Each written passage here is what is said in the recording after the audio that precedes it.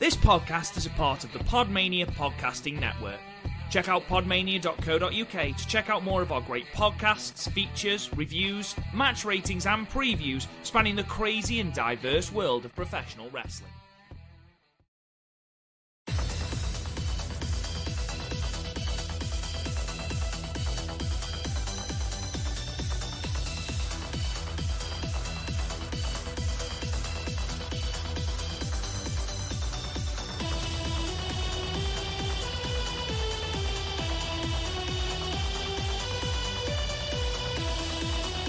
Hello guys, and welcome to the Stardom Cast, your monthly audio source of all things World Wonder Ring Stardom, right here on the Podmania Podcasting Network. I'm your host, Rob Gooden. I'm joined as ever by Chris O'Brien, a very hot Chris O'Brien. How are you, buddy? It's so hot today.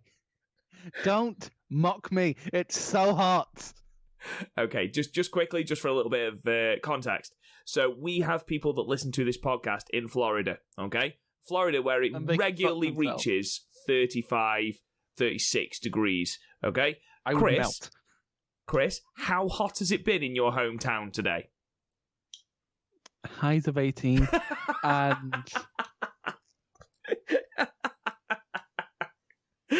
And it was the first thing you moaned about when we came on to record.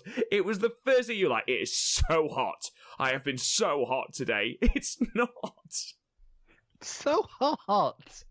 You don't understand. I bet you when it gets fucking cold, you're like, oh, it's cold and it's fucking 8 degrees. Could be English of fucking pussies. Oh, amazing. Chris, I'll be honest, mate. I join you today in a complete existential crisis. We're all going to die. Just get over it. So, obviously, I'm a primary school teacher. And being a primary school teacher means you've got to dress up and make a twat of yourself. Now, the reason... I do that anyway. Well, yeah, that's a good point.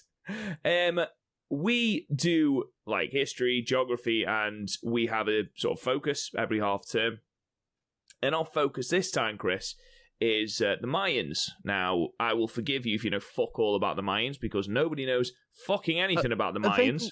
Have everyone who predicted the end of the world in 2012? Yes, that's exactly who they are. Name me another thing about the Mayans, Chris.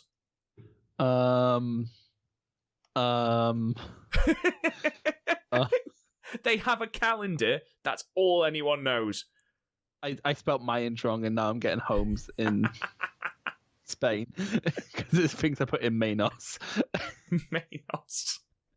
So, anyway, that is our topic this half term. And so that is what I've got to go into school tomorrow dressed as. Now, obviously, at the moment, Amazon is sort of like a mixed bag. Some things are back in stock, some things aren't. When you type in Mayan costumes, Amazon goes full racist and just brings up Native American costumes, which are not the fucking same. And you know what definitely isn't the same? The Egyptian costumes they tried to sell to me. What the fuck is that? You should just go in dressed as a calendar. Just a big circle of cardboard. To be fair, I have my Halloween costume this year all sorted, because it's very low effort, Orange Cassidy levels of effort put in here. So it is a Captain America t-shirt in the styling of his costume, my blue hoodie, and a Captain America snapback that looks like his helmet. And I'm going to walk around with a guitar and say I'm Captain America if he was in a mid-2000s pop punk band. That's the poorest Halloween costume I've ever heard. But I will rewrite pop punk songs to be about the Avengers. I look forward to hearing about these on later episodes of the Stardom Cast. I can't wait to hear them when we review the Yokohama Budokan show. It's going to be incredible. Gilbert the Avengers want. All the Avenger things. Anyway. Avenger case. Wake me up when Avengers end. American Avenger. We need to stop this. They're just getting worse. So, Originally, ladies and gentlemen, what we were going to do was we were going to do all 3 nights of Fukuoka in one, and then do the final. But what we've decided to do instead is to review the day-night shows from the 12th of September, and then review the 13th of September in Fukuoka, and the finals on the 19th, clump that together in one show as well. Obviously, the final takes place on the Sunday as we record, so the... No, it's not the Sunday, is it? It's the Saturday, the 19th. So, again, with Stardom being Stardom, it's a case of we will review it when the full show is up, whilst trying massively to avoid spoilers, which, when you follow the official English Stardom Twitter page, is a fucking nightmare. I don't follow any Stardom on Twitter, but also people on Facebook are very, very inconsiderate and also very stupid. I had someone on there today tried to tell me that Shiozaki versus Vegeta's match of the year, and they can fuck off. I did see that. I did see someone... I think that might have been fishing for trolls like you. But thing is, it's not, because it's it's someone I know to be very sincere. In which case, I worry for that person's sanity. Like, they just stared at each other for half an hour. You were so upset. I fucking was, because the worst part was I was updating you guys every 5 minutes, and then at fucking 35 minutes, right as they lock up, you're like, yeah, we just stare at each other for half an hour. It's like, you knew this, and you didn't warn me. You needed to learn. What do you mean I needed to learn? That was so high-pitched. That came through on the recording just as this one high-pitched squeal. I could have done so much for about half an hour. You could have done. And I can only apologise. I was going for the end of... I was at the end of uni at that point. I could have used that time for studying. No, you couldn't. No, I couldn't. I was very burned out. It's a miracle I have a degree. Right. Let's sort of talk about these Stardom shows, but first I just wanted to quickly update you on a couple of bits of news from the world of Stardom. So first, there have been 2 matches announced for the 5-star special in Osaka on the 22nd of September. That is a special singles match between Jungle Kyona and Himacha, and the Artist of Stardom titles are on the line, with Mayu Iwatani, Starlight Kid, and Tam Nakano going for the belts against the title holders Julia, Suri, and Micah. Of those 2 matches, Chris, does anything tickle your pickle? I'm happy to see the 6-man back after a bunch of things. Because it's weird. I was thinking about this earlier, because how sort of places like All Japan and New Japan or Noah sort of offset their big tournaments is they'll have like, well, yeah, it's all heavyweights this month, but next month you're going to get a lot of juniors like right after G1 and Super Junior Tag, so you don't get burned out on a certain style. Whereas in Stardom, you're basically just getting the same roster you always get.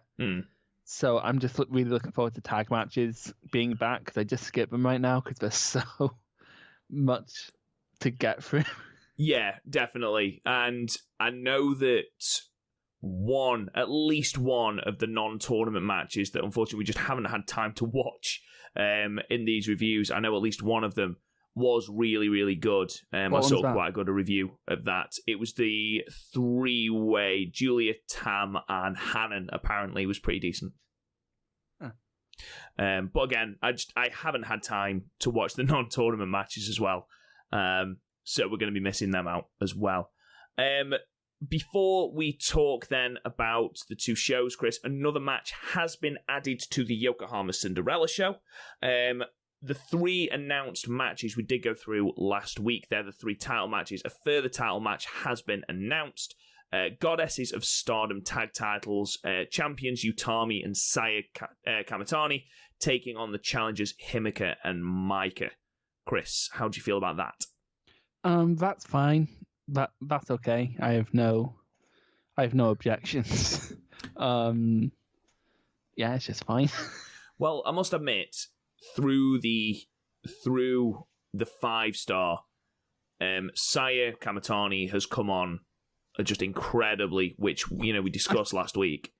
I think everyone has, with the exception of a certain leader of the Wedatai.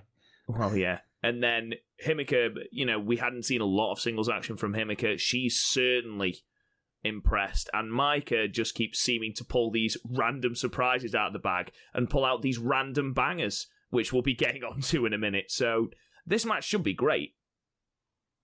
Yeah, assuming it's not a limb match, we should be fine. Yeah, I know you have issues, so let's get going. So, the Stardom 5-Star Grand Prix show from the 12th of September. These are both from the 12th of September in Fukuoka. The day show opened up with a non-tournament match. Momo Watanabe defeating Hanan in 6 minutes and 37 seconds with the cross-face chicken wing. First tournament match was Red Stars action and saw Himacha defeat Death Yama-San at 4 minutes and 31 seconds with the Argentine backbreaker. Seen a lot of death on this show. Double duty death on this show, Chris. Yes, it's the two inevitabilities of life, taxes and death. What did you think of this match?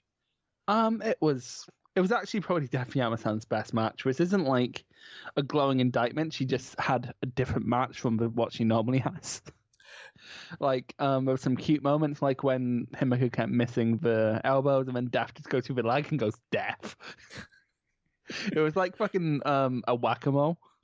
Yes, yeah, I can see that. Like Death and runs. That was good, but past that, it's just a Death Yama-san match, basically made by the fact that Himacha was visually getting more annoyed with her the longer it went on. It was nice to see a different side of Himacha, to be honest. Yeah, but also, like, it made sense that Himacha wouldn't want to, like, overextend herself to beat Death. No, absolutely. And I think that's the thing, isn't it? Death is an obstacle that most people can overcome, but she can be that banana skin for some people. You say it's her best match of the tournament. I disagree. I don't think it's even her best match of the night, but we'll get onto that in a minute. I meant thus far. Okay. Not taking into account the match later on in the night, which was an absolute that match fucking later on. banger. I have things to say about that match. But yeah, as far as this goes, nothing special really. Like you say, a couple of cute moments. It was nice to see Himacha not just wrestle that I'm a big person and scary person. She had that little bit of comic edge here with how frustrated, just being confused as to what a death was. And yeah, overall, It was quite funny to hear Death squealing during the backbreaker as well. As she was being tortured with it, just death, and then she tapped, and yeah, just made me giggle. I gave it 4 stars. I just once want to see someone throw a Pokeball at Death Yama-san. Is that what you think? She's a Pokemon? Well, she says the same words over and over again. She has no more than 4 moves. My question to you then is she a first stage Pokemon? What will she evolve into? Or is she like a Polygon that just doesn't evolve into anything? Or a Mr. Mime? She sort of looks like a Mr. Mime. Yeah, but Mr. Mime has like an early... Is there actually a second stage? Oh, is this one of those fucking... No, if it's not one of the original 150, it can fuck off. No, There's a Pokemon that's a set of fucking keys, Chris. Right, yeah, Klefki isn't the best, but there's some really good Pokemon. You've just covered yourself in glory there by naming the Pokemon that's a set of keys. Right, I love Pokemon. What's the trash bag one called? Trubbish. Who the fuck sat there in the Pokemon headquarters and thought, we need a new Pokemon? Well, we've already created an ice cream one. We've already created some car keys. Fucking embarrassment. Klefki. Actually, Klefki came after Trubbish. Oh, well, okay. Oh, sorry. Okay, maybe we need one that's a bin bag. Oh, well. To be completely fair, it's because it was based in America. What the fuck has that got to do with anything? It's embarrassing in any country. It doesn't fucking matter what country it's from. You shouldn't judge Vanillite, though. Vanillite's fucking adorable. Also, there's Rowlett. He's like an owl with a bow tie. He's amazing, and I love him. Also, there's Sobble. He's like really sad, and I relate to that. What did you give this match, Chris? I gave it 5. I like a high 5. It's close to being good, but really, it's just a Death Yama-San match with some cute moments. Okay, I'll give it a 5. I'll bow to your positivity if we can just stop talking about Pokemon. you tried to elaborate and then got annoyed when I talked about something I enjoyed. Next tournament match then was Blue Stars action. Utami Hayashishita defeating Saya Ida at 5 minutes and 54 seconds with the air raid crash. Chris, opinion on this matchup? It was fine. I like the story of Saya Ida getting slowly more annoyed as she's not winning. Like, she started off as like, I'm just happy to be here. Now she's like, win. I need to win. There's not a Death Yama-San in my block. So... I am the Death Yama-San in this block. Even Death Yama-San has points. Spoilers. But yeah, so she keeps coming out the gate hot, keeps getting caught out by the more experienced fighters and put in her place. I'm enjoying that story, but like ultimately this was a fun wee sprint, but nothing overly great. So I have no real strong feelings towards it other than like the overarching story we have going on. See, I thought it was a very, very good match. I mean, it's the battle between two 10th class graduates. Ida had come in with this plan to target the arm. I really enjoyed the Kimura lock she started to adopt into a moveset. I think they're really good.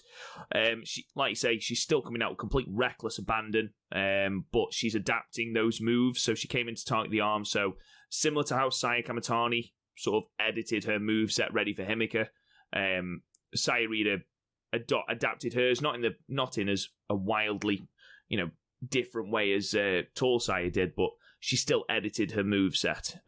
She just wouldn't go away. Utami just kept she was like that gnat that kept coming back no matter how many times you lariat it, and just Utami just kept lariating her, and she just wouldn't stay down. Which I did quite enjoy. Have you had issues with bugs today? There was some really excellent roll reversals in the closing stretch. I thought Utami went out of the way to make Saya Ida look good, to be perfectly honest. And I thought it's her best match so far, definitely Saya Ida's. Who's Saya Ida? Nah, I think the jungle match was better. Nah, I disagree. I think this was better. I think she was more on top here, and it was the first real time that she has fought from on top. I thought... she was very resilient against Jungle, and that's absolutely fine. That's where she should be. But it was interesting to see how she managed a match, especially against someone who was considerably bigger than she is, taller and more well-built as Utami is. I thought it was interesting to see how she dealt with that. And the fact that she, like I say, she adapted a moveset, completely changed the way that she was going about things. We still had the machine gun chops and things like that. But there was enough there to make me think this is a different Saya Ida, a strong Saya Ida, and again, Utami bumped really, really well for her, I thought. So I actually gave this 7. I really enjoyed it. Oh, 7. I thought it was a bit short. The reason I don't have any strong feelings was because there wasn't enough room to breathe in this one. I think it literally needed 2 more minutes. I think you could say that about quite a few of the matches, to be perfectly honest. I know it's nitpicky, but it's sort of this perpetuated an issue I've had, which was the 20-minute time limit has only really served to hurt this 5-star. I think I know where you're going with that. What did you give it? Oh, yes, I gave it a 6. We're not poles apart. We're not poles apart. No, this isn't another Arisa versus Utami situation. No, it isn't. I don't think we'll ever get a match like that, to be fair. So we move on then. Utami still unbeaten in the Blue Stars block. Non-tournament action next in match 4 with Micah defeating Ryo, Konami and Saki Kashima at 6 minutes and 28 with the Sazanka. Building Micah up really, really well here. Not just winning this 4-way, but winning a 4-way with one of the favourites of the 5-star in there and Konami. Yeah. Yeah. But I think you kind of need to build her up, especially considering they're doing a lot with DDM going into Budokan. So Yeah. Match 5. Red Stars block. Ooh. With one of the shocks of the tournament, Saya Kamatani defeating Tam Nakano at 11:06 with an inside cradle. Just before we start with this, Chris, I don't know if you watched the pre-match promos, but I think Tam Nakano has been playing WWE 2K20 because the most generically unnecessary line came out. It was like she struggled to find something to say and then came out with this. This is like one of those motivational posters you found in the toilet. If you don't live in the present, you can't grasp the future. The fuck's that even mean, Chris? Fuck off. Oh my god. It's like, I once saw someone put on Facebook and I deleted them. It was, what was it? It was like, one day your mother will put you down and never pick you back up. And it's like, that's not deep. That's not deep. Fuck off. They've, at work, they have put motivational quotes in the male toilets, and apart from the head, I am the only male at the school. So whilst I am shitting at work, I've got little motivational quotes basically telling me that I can do it, and I'm like, I'm just pooing. Just leave me alone. It's like, one of them is, because of you, someone smiled. I was like, won't be the cleaners, because Jesus Christ. To be fair, if I've drank too much the night before, I sometimes need to know. But like that, I could probably fucking in my hand right now, I have Morrissey's autobiography. I could open it to any page, and this book is the worst book I've ever read cover to cover.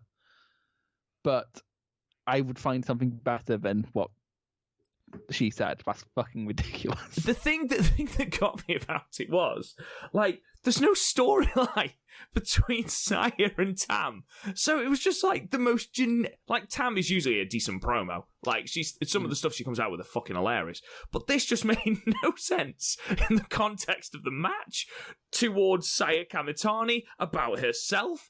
What's that even mean? I hate quotes like that anyway. I find them really self-serving. And whenever I see them on Facebook, I'm just like, oh, absolutely fuck off. So I apologise if you are one of those people who posts them, fine. But this, I didn't understand its place at all. And it just, I was sat watching this match, I had to pause it and just go, I mean, there is a chance that the translation is just wrong and it meant something else. But because the translations have been wrong before, but it was just, the fuck's that even mean? Just absolutely baffling. But it shouldn't take away, Chris, from what was an absolutely banging match. It was a really good match after we ignored what we set up in the first part of the match. So, like, in the first part, Tam was relentlessly going after Saya's leg, and I was loving it. And it looked like Saya was going to sell, right? Because Tam threw her for an Irish whip, and Saya had her leg too hurt to walk. And I'm like, oh my god, it's happening. Saya Kamatani is selling. And then she did a fucking flip. And I was like, okay, well, she does the kip up and, like, sells, but she can't do the kip up. We're fine. And no, she just kips up. That's it. Cool. I think our thoughts on Saya's selling, I mean, it was better in this match. I mean, like, yeah, but, like, it's better than nothing. It's literally better than nothing. It's still wildly inconsistent. Her selling in the moment has always been really good. She's always got that real babyface in peril sort of, that selling down. That's what I don't get about her, because it's almost like she has wrestling psychology 102, but not 101. Like, wrestling psychology 101 is you get kicked somewhere, it hurts. But, like, 102, like, she has her facials down, she has her, like, acting down, like, she can act like a psychopath when the situation demands on it. She can act like a babyface in peril when it demands on it, etc. Like her end, like, she's got everything down, but like wrestling psychology 101, and it's like, did you just skip that? I do understand. You know what? I do understand, and I completely agree with you. I completely agree with you because I made a point of it during the tag match at Korakuen. But I still haven't forgiven her.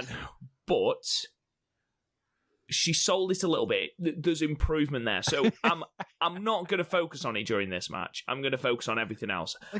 The thing is, very quickly, I wouldn't have brought it up if she didn't sell it so well at the time and then suddenly just decided to ignore it. She did still sell it afterwards. She did. She sort of held it a little bit. There was one hilarious moment where she stood in the corner and then just sort of jerked to her knee as though she thought, oh shit, I should be selling that. Have you, well, of course you've been to a school play because you work at a primary school. But when a kid misses his cue and remembers a couple seconds later that he had his cue and then just suddenly jolts back. That's what a lot of Saya's selling felt like here. I won't say a lot of it. There was that moment, but I do understand. And, I imagine for a couple of months we are going to have an issue with Saya's selling. I think it is going to get better. So I'm just not going to mention it now. Okay? It's an issue. We know it's an issue. We've spoken about it many, many times. Aside from that, and even the fact that the knee didn't play into the finish, I didn't actually mind that because of the way Saya won. If Saya had won by powering out of a tiger suplex and hitting her finishing move, then I would have been like, what the fuck is this bullshit? But the way she won that desperation roll-up, that inside cradle as Tam went for her move, I really liked that because Tam got cocky. Tam got arrogant. She thought she was going to destroy this. She'd work the knee, which was clearly giving Saya a lot of trouble. But she tried to be that cocky, arrogant, I am too good for things. She'd wiped her out with the Shining Wizard, but Saya cleverly just inside cradle. I quite liked that. I don't mind when a knee doesn't play into the, it's not like Will Ospreay used to where, a knee has been worked for an entire 20-minute match, then he does a shooting star press off the top rope. To be fair, it's not even as egregious as the first day of the Champions Carnival, Kento Miyahara versus Yoshitatsu, where Kento Miyahara literally kneed the post and fuck off. And then, very suddenly, didn't care about it up until the end, where Yoshitatsu won with a knee bar. At least it fit. At least, yeah. No, I've heard pretty mixed reports about the Champions Carnival, to be perfect. I've heard it's pretty underwhelming. I've not seen Day 3 yet. Day 3 was apparently really good because I had Ashino versus Miyahara. But, fuck.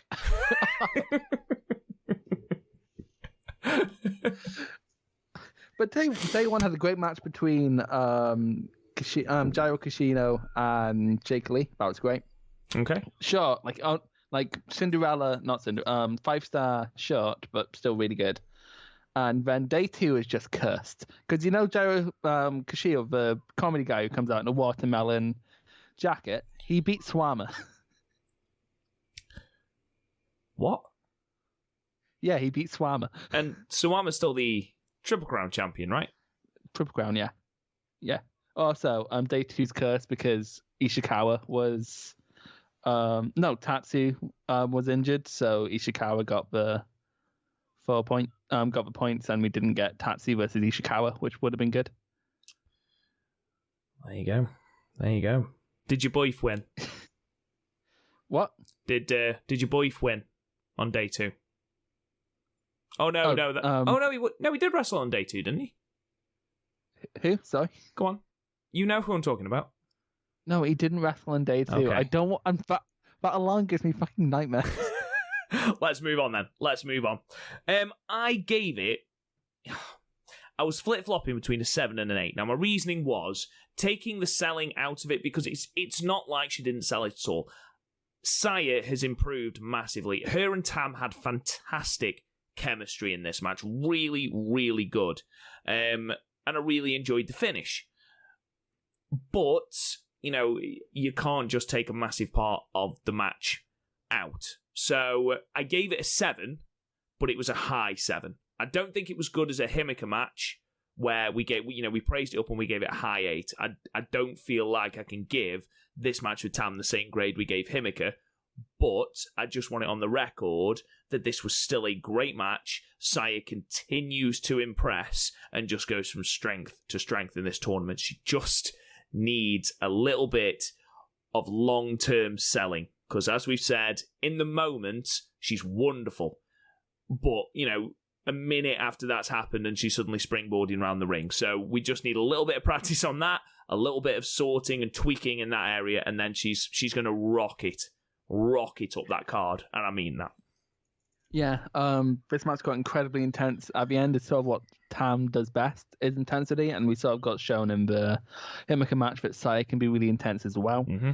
But, I don't know, just after the need just stopped being sold completely, I don't need a lot. I just need lip service, basically. I just need her to, randomly hold on to... I just need her to, hesitate after a move, or just something to show me that the legs hurt, because at points it was just ignored and then brought back in again, and I don't like that. I don't like it when anyone does it. I've complained about it in Julia matches. I've complained about it in I'm trying to think who else did it this year. I think Jungle didn't do it. It was someone in TCS who did it. I think it might have been, I don't know. Hater's done it, B's done it. It's just annoying to me, and I can get over it, especially in, for example, the Arisa versus Tam match. It wasn't the story. It was it was this plan that didn't work, so she shifted, and Arisa still wasn't going at full speed, and there was something there to tell you that the leg's not all there, but it's not really the biggest. It's not really the story of the match. Whereas this was the complete first half of the match that just got ignored. It's it's like we had two matches they want to do and we couldn't decide what one it was. How Cars 3 felt like Pixar wanted to do, not Cars 2 wanted to do a spy movie, but they were like, no, you do Cars. So they just somehow did a spy movies about cars. This was the Cars 2 of 5-star matches. Fucking hell, you went about the houses there. What the fuck? Jesus, what a weird way to get to what you were trying to say.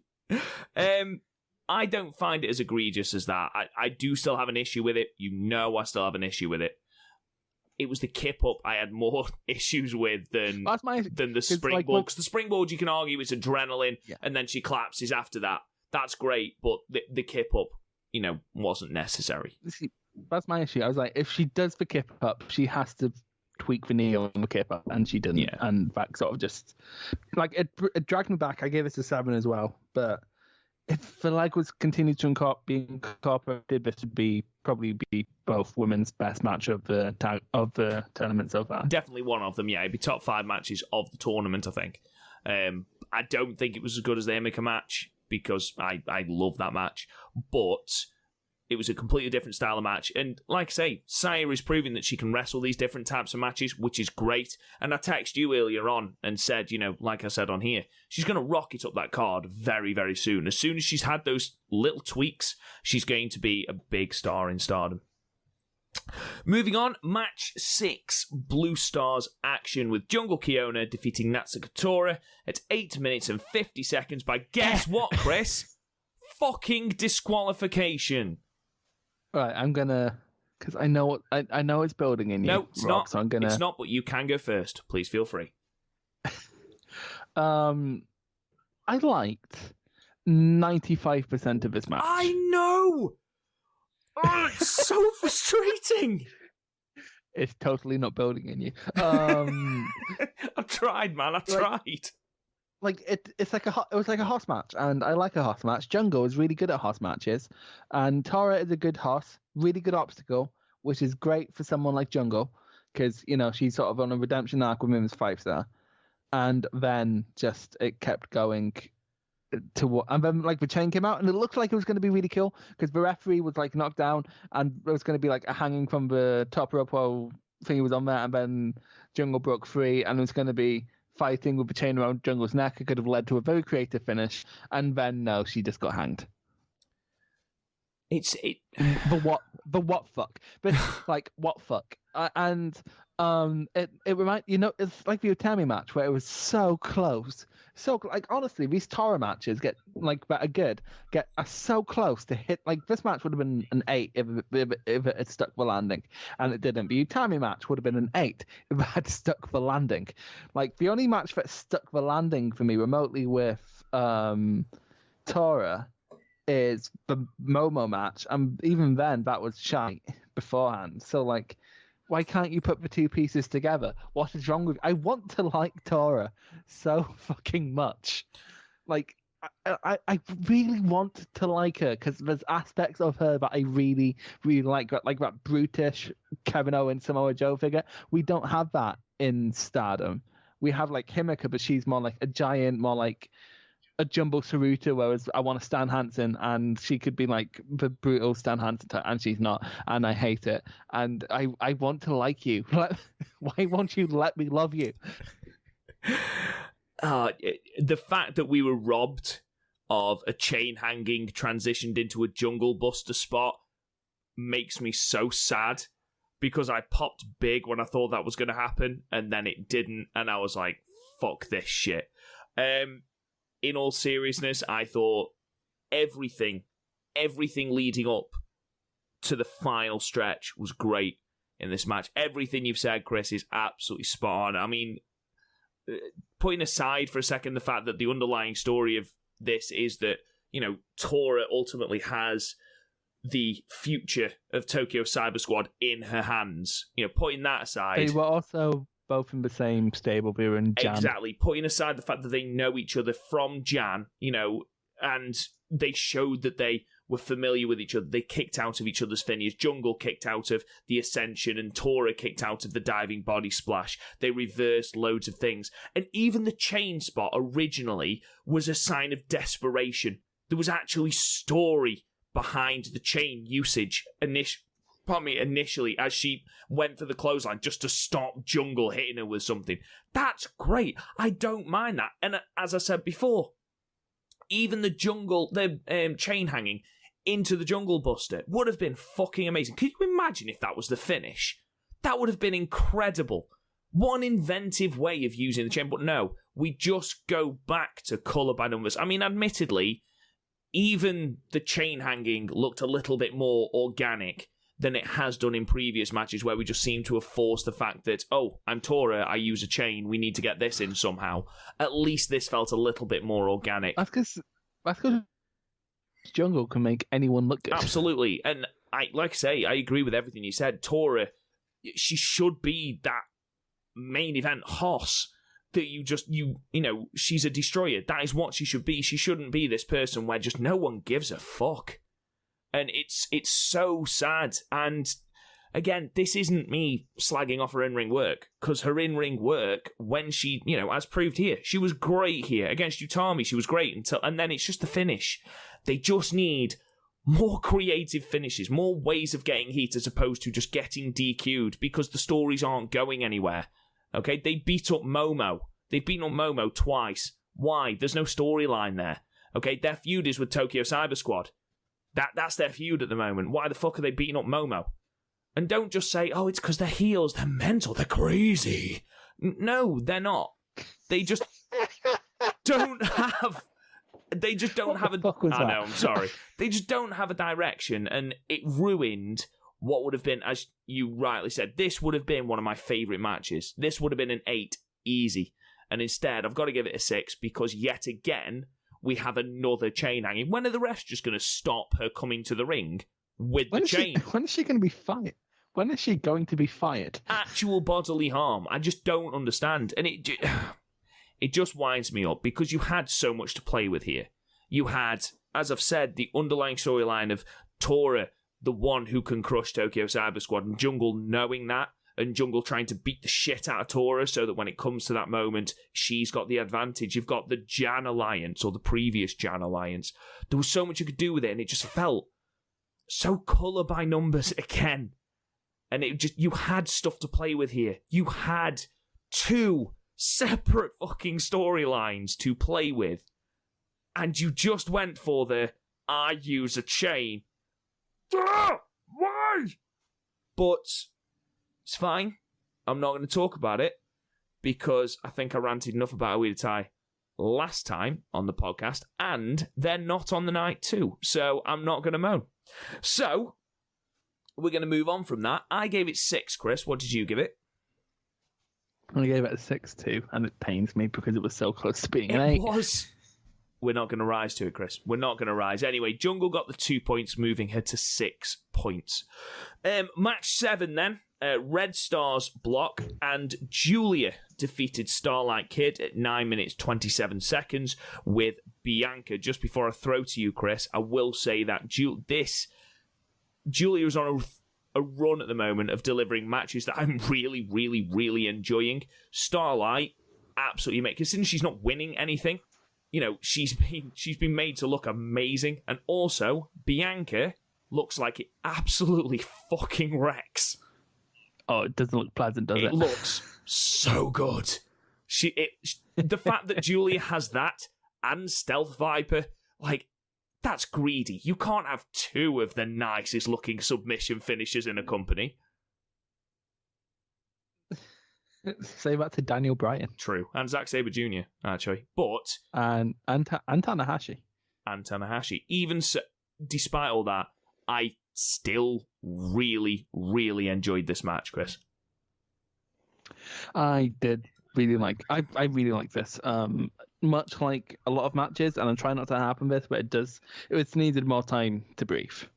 And I continue to question why they have a 20-minute time limit if they're not going to give these matches more time, because especially considering we have a lot of pointless filler on these cards, and I don't mean in terms of actual 5-star matches. I mean in terms of random tag matches. Is just give the girls a night off or something and put a couple kid tags in there that lasts 3 minutes or something. Why not just distribute the wasted time onto more 5-star matches? Because if this had more space, it would be great.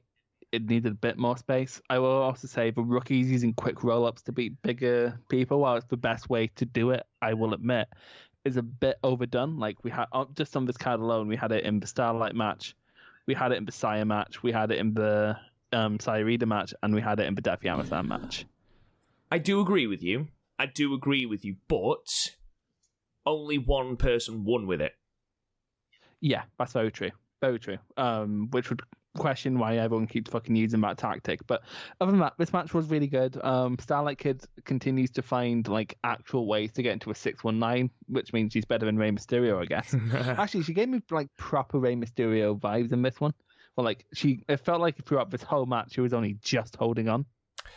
She was, and I don't know why, but during this match, I mean, I think it was the last podcast episode where I said that there was a couple of matches where I didn't feel at any point like the underdog was going to win. I said it about Sayarida match. I said it about Starlight Kid match. I don't know what it was. I just didn't feel like they had a chance. I didn't feel like their flash pins were going to come to anything. However, here, I don't know what it was. I don't know whether it was because Julia was being this arrogant, you're a tiny person who can't hurt me, dickhead type, the type that she's perfected over the last couple of matches. I genuinely felt Starlight could win this. And every flashback, I don't know what it was, but I was like, Starlight's going to win. Starlight's going to upset it. And I don't know what it was about this match, but I was far more convinced of Starlight's chances in this match than I have been since her opening match. Yeah, I do agree. It's not since May that I felt Starlight had it, and even with May, it was literally just a case of Mayo can make anyone look like she's going to beat her. Yeah, but this match was just solid. And it's annoying when matches are just solid, because beyond the points we've made, there's not a ton to talk about. It's just really good. Julia finally had a really good match with someone who isn't there yet, which is good. That shows progress. Actually, Julia was probably played her role here to absolute perfection. I like it when Julia doesn't take someone seriously. It's almost like when Julia's trying to be the stoic badass. That's when I sort of turn off of her. That's why I didn't like her in the Cinderella. But during the 5-star, she's shown a bit more personality. So, as you said, she's fucked really with her good cadence, as you say. Yeah, she isn't just delivering the same match if she's not. She still had a couple. She's not hit every time out. We have very differing opinions on her Saya match, but she's definitely improving. I have less of an issue with her.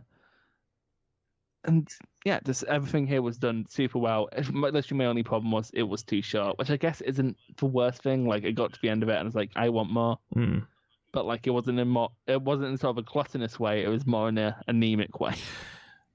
Going back to your point previously about extending the time limit to 20 minutes.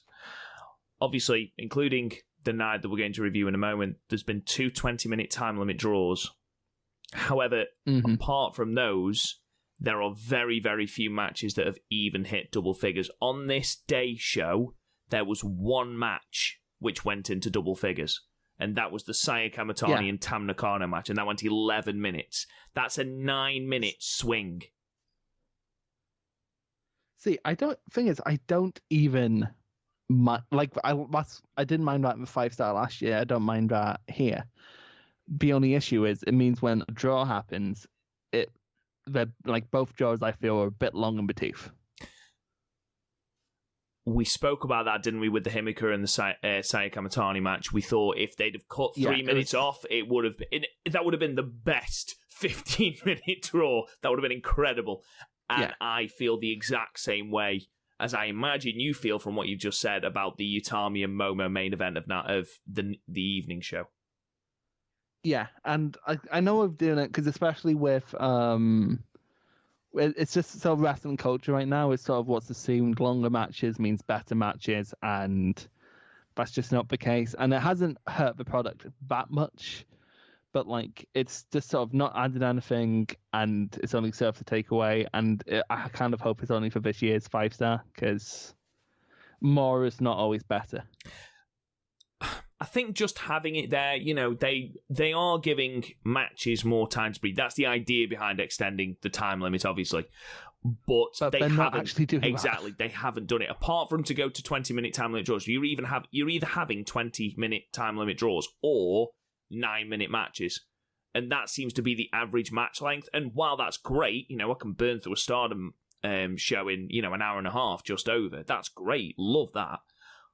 But why, if you're not going to play with the 20-minute time limit, if you're not going to have someone just win, at 19 minutes or an 18 minutes or something like that, then there was no point in extending it. I understand the premise behind it, and I agree with the premise behind it, certainly.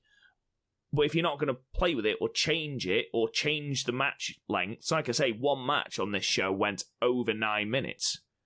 So I just feel like if it's not going to change, if the match lengths aren't going to change or you aren't going to give them slightly longer, like this match, for example, would have still been great if it had gone 11 minutes, 12 minutes.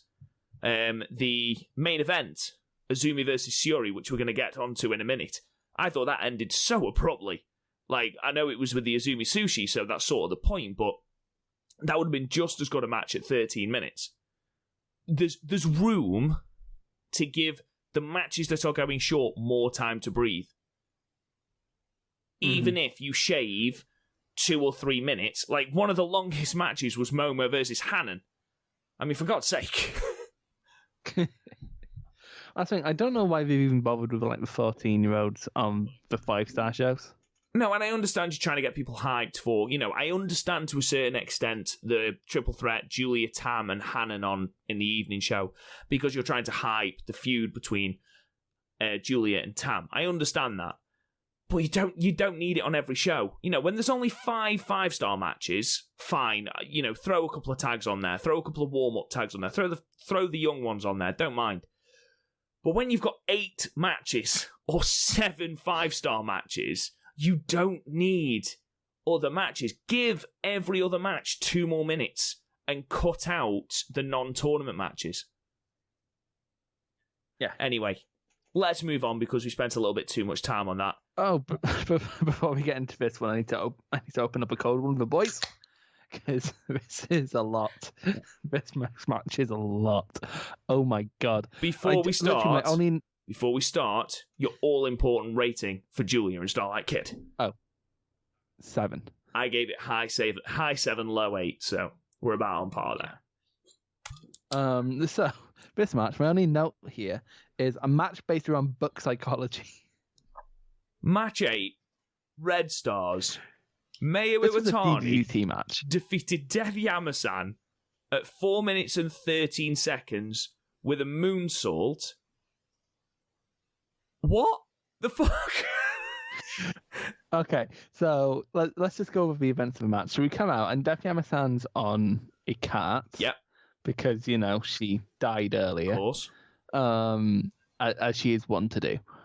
And then Mayu came out, because that's how matches work. And then I think I had a stroke. Because, okay, so like if a match started out as like a normal Death Yama-San match, Mayu was doing Mayu things, and then Mayu's book came out. And like Death Yama-San was like reading it as she was doing offense, and then like would lock her up within the book, and then had it in like a chin hold and put the book down and pointed at a passage, and May started reading the passage about how Arisa beat her, as is the correct order of things. And then May gave her like a half-second look of, wait, why the fuck am I doing this? And then Death Yama-san continues to attack, and then a moonsault happens, and Mayu wins. There was just like Mayu, for a start, spent her entire pre-match promo, her entire allotted time trying to remember what city they were in, and then had wasted her time, so then had to go, oh, we're in Fukuoka. I've got to go now. So, what the fuck? Then, Konami crashed the cart with Death on into the steps, which I'm not entirely sure was planned, so Death was selling the back injury.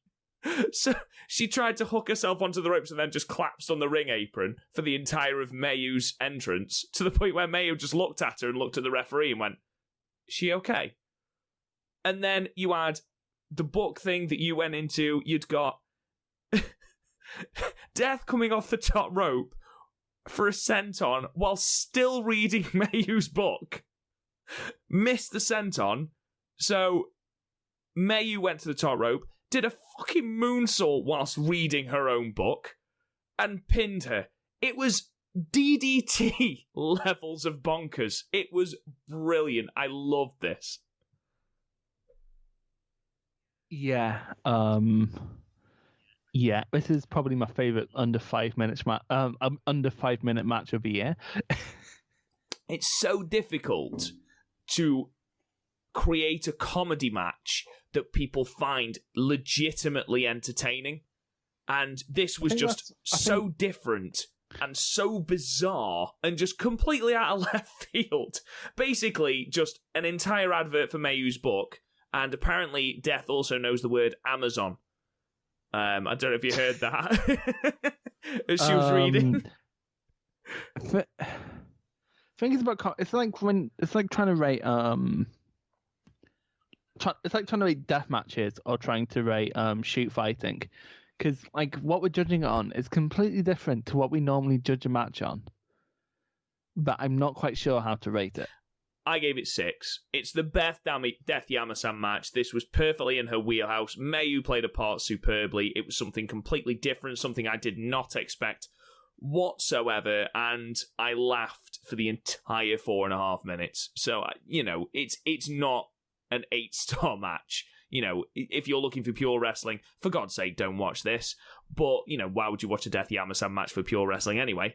But it was an absolute riot. I loved it. I thought it was really, really funny. And I don't find comedy wrestling that funny.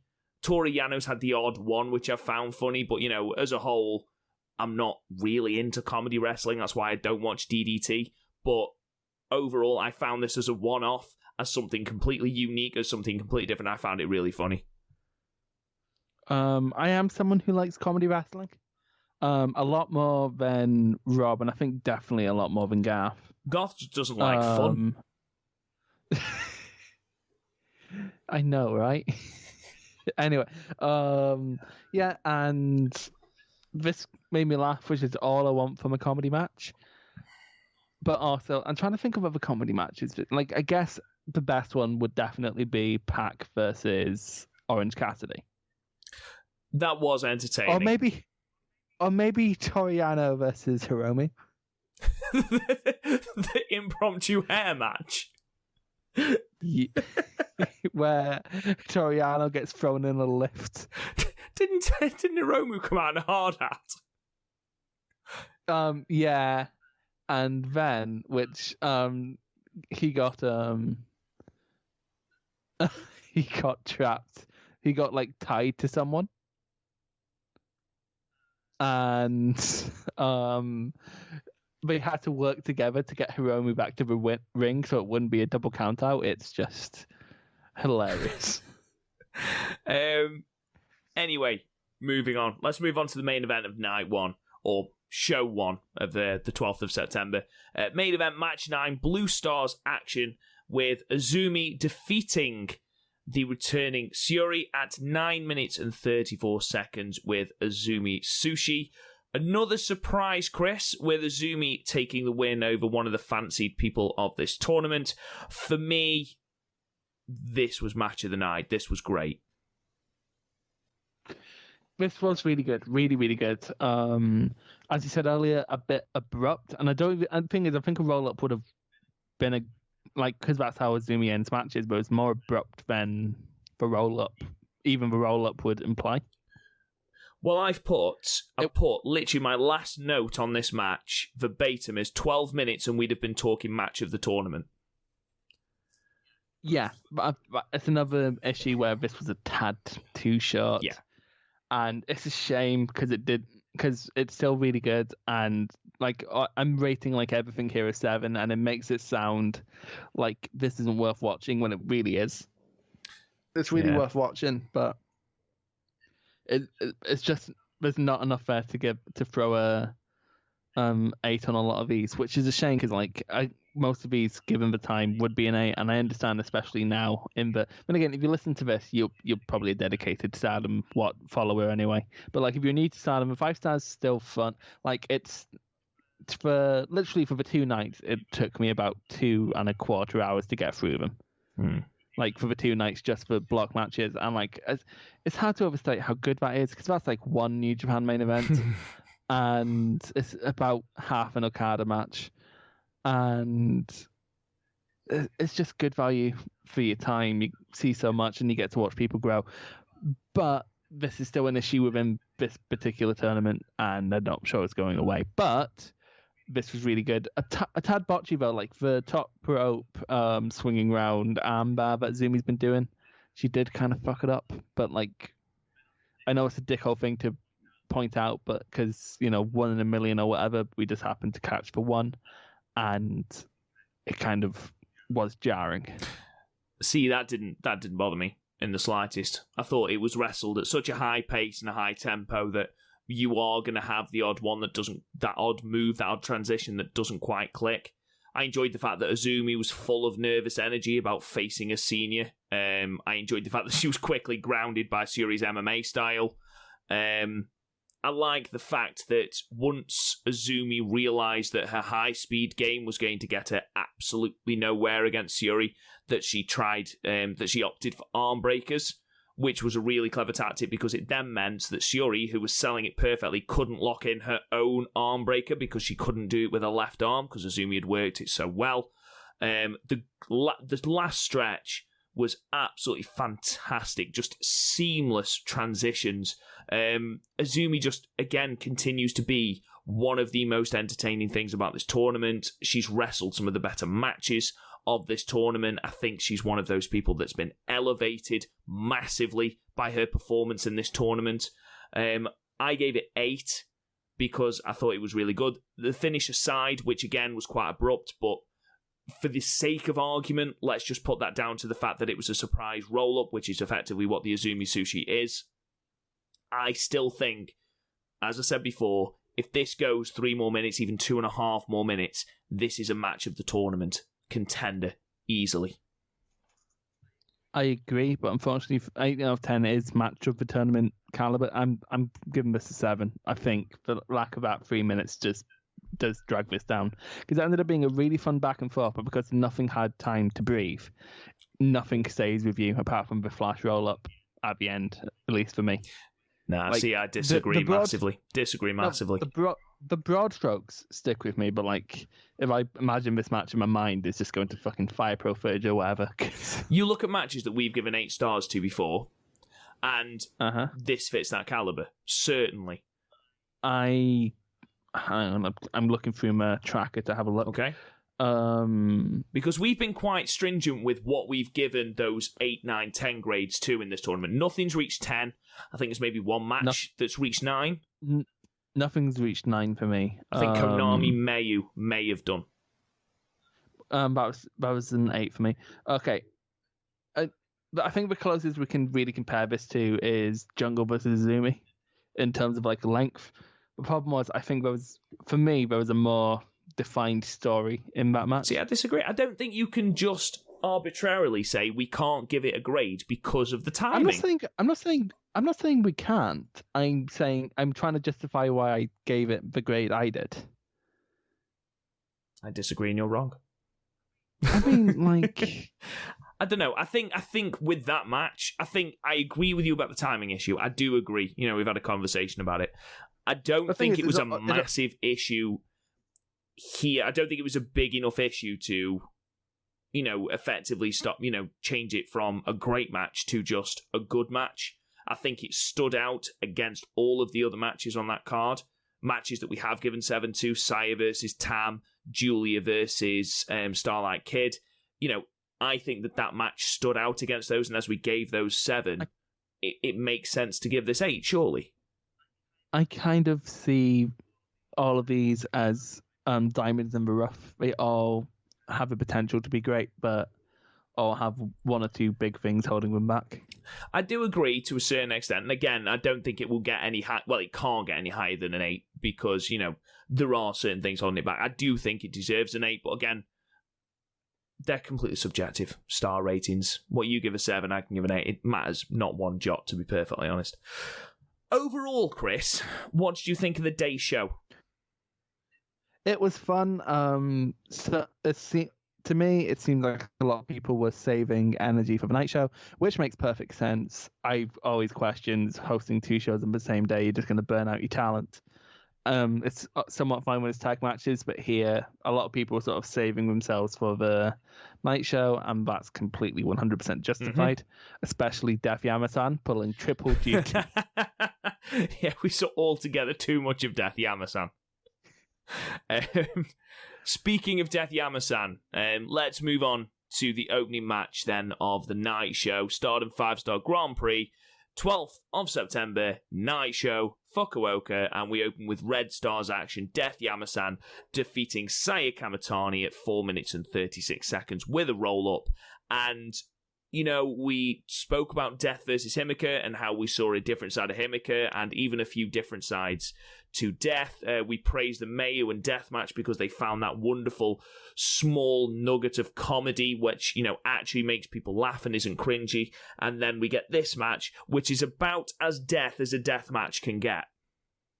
It was fucking...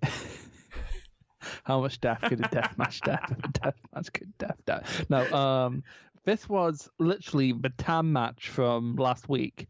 Only Death got a roll up. That's literally. It was a, you know, we moan about Natsuko Tora. You know, Death doesn't need to be taken seriously because she's an undercard wrestler, an undercard comedy wrestler. But this was, yeah, every single Death Yama-San match. It was a cut, copy, paste Death Yama-San match. The only good thing was the finish when Saya goes for the running shooting star and Death rolls her up. Yeah, and with Death, like the difference between Death, because I have seen, not in our comments, but I've seen other people complain about what Death Yama-San does. But with that, it's a case of Death Yama-San. She's essentially there to amp up the live crowd. With her death. No, that's it. It gets people participating, doesn't it? So it gets them into the show without burning them out in the opener. Yeah. She's just, yeah, you're absolutely right. She's, you know, she's serving a purpose, whereas Natsuko Tora, unless her purpose is to make me want to cry, I don't think she's serving her purpose. She certainly isn't. However, you know, credit where credit's due, triple duty for Death. She finally gets her first win of the 5-Star 2020, which moves her to 2 points. Still bottom of the block, but she moves to 2 points. Again, beating Sayarida. Yeah, she is beating Sayarida. This, again, is, as I said before, about as Death as a Death match gets. I gave it 4 just because that seems to be the benchmark against everything Death at the moment. I'm starting to mark death matches down because I am getting annoyed. I mean, in her defense, her Himacha and Mayu matches were different at least, so it wasn't like we've had it every match. Worse, but I'm going for 4, and I'm going to knock it down a rating every time she does the same match. So this is a 3. Savage. We then moved to match 2. Again, more Red Star action with Konami defeating Starlight Kid at 6 minutes and 31 with a triangle lancer. And what we witnessed, Chris, was a fucking murder. Very quickly, have I ever told you why when I hear you say Red Star it makes me giggle? Is it because you used to drink Red Star? Oh, no, it was Red Stripe. No, I still do drink Red Stripe. It's basically the only thing we serve in audio in Glasgow. No, it is. So there was a gang in around in grammar school called Red Star. That's the poshest thing you've ever said. There was a gang at my grammar school called Red Stars. Everything's a grammar school now. Anyway, just quickly for our American contingent, grammar schools are where posh people go. Chris, do continue. No, they're not. It's just there are literally 2 schools in the whole of fucking East Lothian. It's not a posh school. It's a posh school. It's not a posh My dad school. went to a grammar school, mate. It's a posh school. I live in a council house. That doesn't mean that you can't be posh. Posh people live in council houses. What? No. But anyway, continuing. But they were the worst gang because they were the worst gang at your grammar school, were they? Oh well, done by young team were proper annoying, but they held an assembly. Who did Red Stars? Because people. No, I was like, do they have that power? The school held an assembly to tell people to stop mocking Red Star for being so shit because the kids were getting insulted. What the fuck? Keep in mind, this is a school where 50 people a day told me I should die, but it's fine. Leave the Red Stars alone. That was honestly, again, I can't believe you went to a grammar school and are trying to persuade people that you aren't posh. It's literally the only school in my area. Can you see how offended he's getting, guys? It's because it's a posh school. I'm not posh. He says in a posh accent. Anyway, that's not. I don't have a posh accent. I'm just really sad right now. This match, Chris, was fucking excellent. Well, we talk. Oh, Konami versus Starlight. Yeah, this is a great little sprint right here. How long did it go? Like it was short, 6 wasn't minutes it? It was like 31. 7. Yeah, so fun wee sprint. But like they paced it to go a sprint, so I don't really have a complaint here. Konami continues to be amazing at setting traps. She's getting more intense by the match, which I'm completely into. The way she shoots that triangle lancer just makes me worry for everyone. The way she transitioned into that in this match looked amazing, and the way Starlight sold it made it look even better.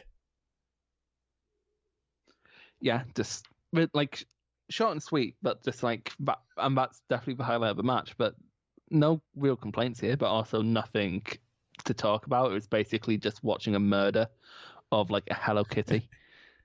It did, and there were spots that were difficult to watch. Like she set up, for those who remember the spot with Shayna Baszler and Dakota Kai in NXT, where she had a hand up and it was sort of like she was going to stamp on the elbow to like break the arm, and instead she just gave it a fucking kick, and it was like, oh Jesus, that looked like it fucking hurt.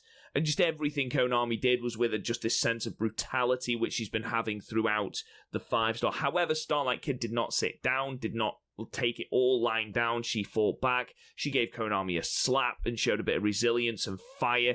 And there was let's not forget that Konami hasn't used the Triangle Lancer in 3 or 4 matches. She didn't use it to beat Mayu. She didn't use it to beat Julia. However, she does pull it out against Starlight. Now, you can either take that as one of those where you think, right, well, she wants to just inflict more pain on Starlight because she's pissed her off, or I need to get this match done, I'm going to use this. She did shoot for it with Mayu. She did, but Mayu got out of it. She didn't use it to finish the match. Yeah, but she didn't use it to finish the match. Yeah, because it failed Doesn't matter. twice. She didn't use it to finish the match. If you think about how much she weakened Mayu, by the end of the match, she could have quite easily locked in the Triangle Lancer and won. But she didn't. She went for the arm breaker instead. She could have gone for anything after Mayu. She beat that poor woman into a pulp by the end of that match. I enjoyed it. I thought it was great. Yeah. Yeah, I think it was literally just a case of why would I waste my time with Starlight? I think Konami's starting to realize how serious her chances of winning is. Has she went against Himacha yet? No. Himacha versus Konami is the final match on the 19th. Because those two. Can anyone else catch them now? I'm looking through my score sheet here. Himacha. We'll go through the score sheet at the end, but there are 1, 2, 3, 4, 5 people in contention to, well, actually, there's 4 people in contention to top the block. I imagine it will probably be a shootout between Konami and Himacha, but again, we don't know yet. I did enjoy, there was one moment I forgot to mention, and it's been used like in quite a few matches by a few different competitors, but I love the kick out into the Kimura lock. I just fucking love it. It looks so amazing. Just, I'm going to pin you and I'm going to hold your arm. So if you do kick out, you little shit, I'm going to rip your wrist off. Oh, it just looks incredible. It looked amazing. I love Konami. And I know that on the Voices of Wrestling Pick'ems, we've chosen Momo. And I said it was me. Just Chris is piggybacking. I am wholeheartedly... Oh, no, I've abandoned that ever since. I am wholeheartedly behind Konami winning the 5-star. Like full on. Don't give a shit if Momo wins.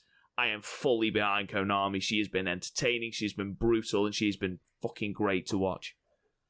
I'm holding out for a Konami versus Jungle final. That would be the dream, wouldn't it? That would be a scenario and a half going into the last Tokyo Cyber Squad match. I gave this 8. I thought this was absolutely brilliant. Couldn't find a fault with it. I thought once again, like, it was a great little sprint.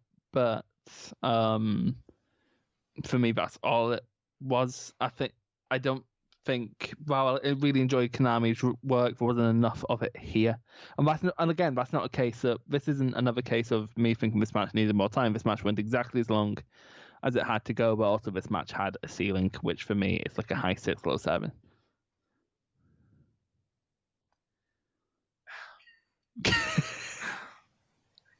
Now you know how I feel whenever you talk shit about Arisa. I just think that you're criticising a match for just being short, and I don't... Anyway. Match 3. Non-tournament action. Julia defeating Tam Nakano and Hanan at 8 minutes and 9 seconds with the big boot. Obviously, we didn't watch this because it was a non-tournament match, but...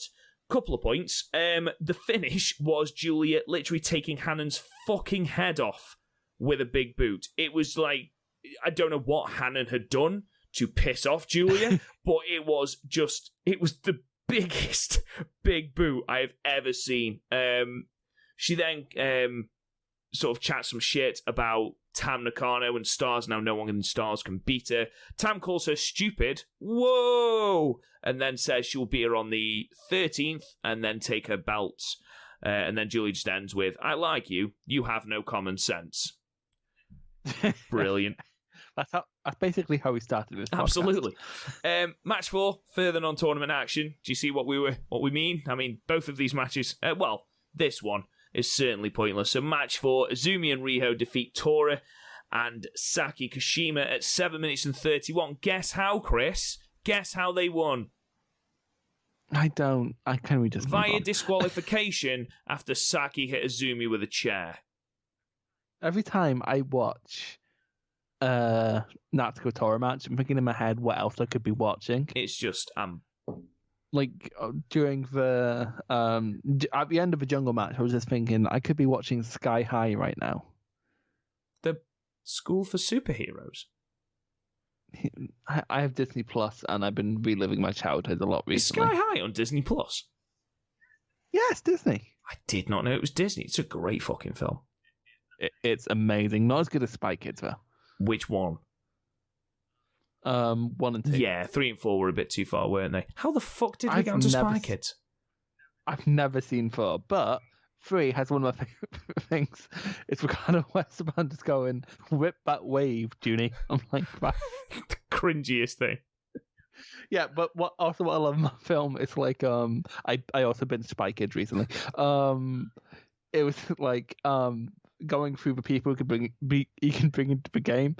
It was like grandpa, pros, supreme intelligence, cons, physically disabled.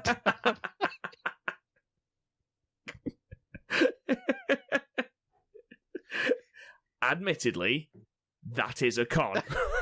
That is a con. For a spy, that is certainly a con. Unless you're like infiltrating a hospital. Oh god.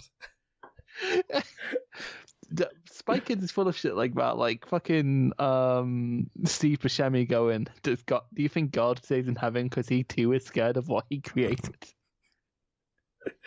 Oh, amazing. Oh, match 5.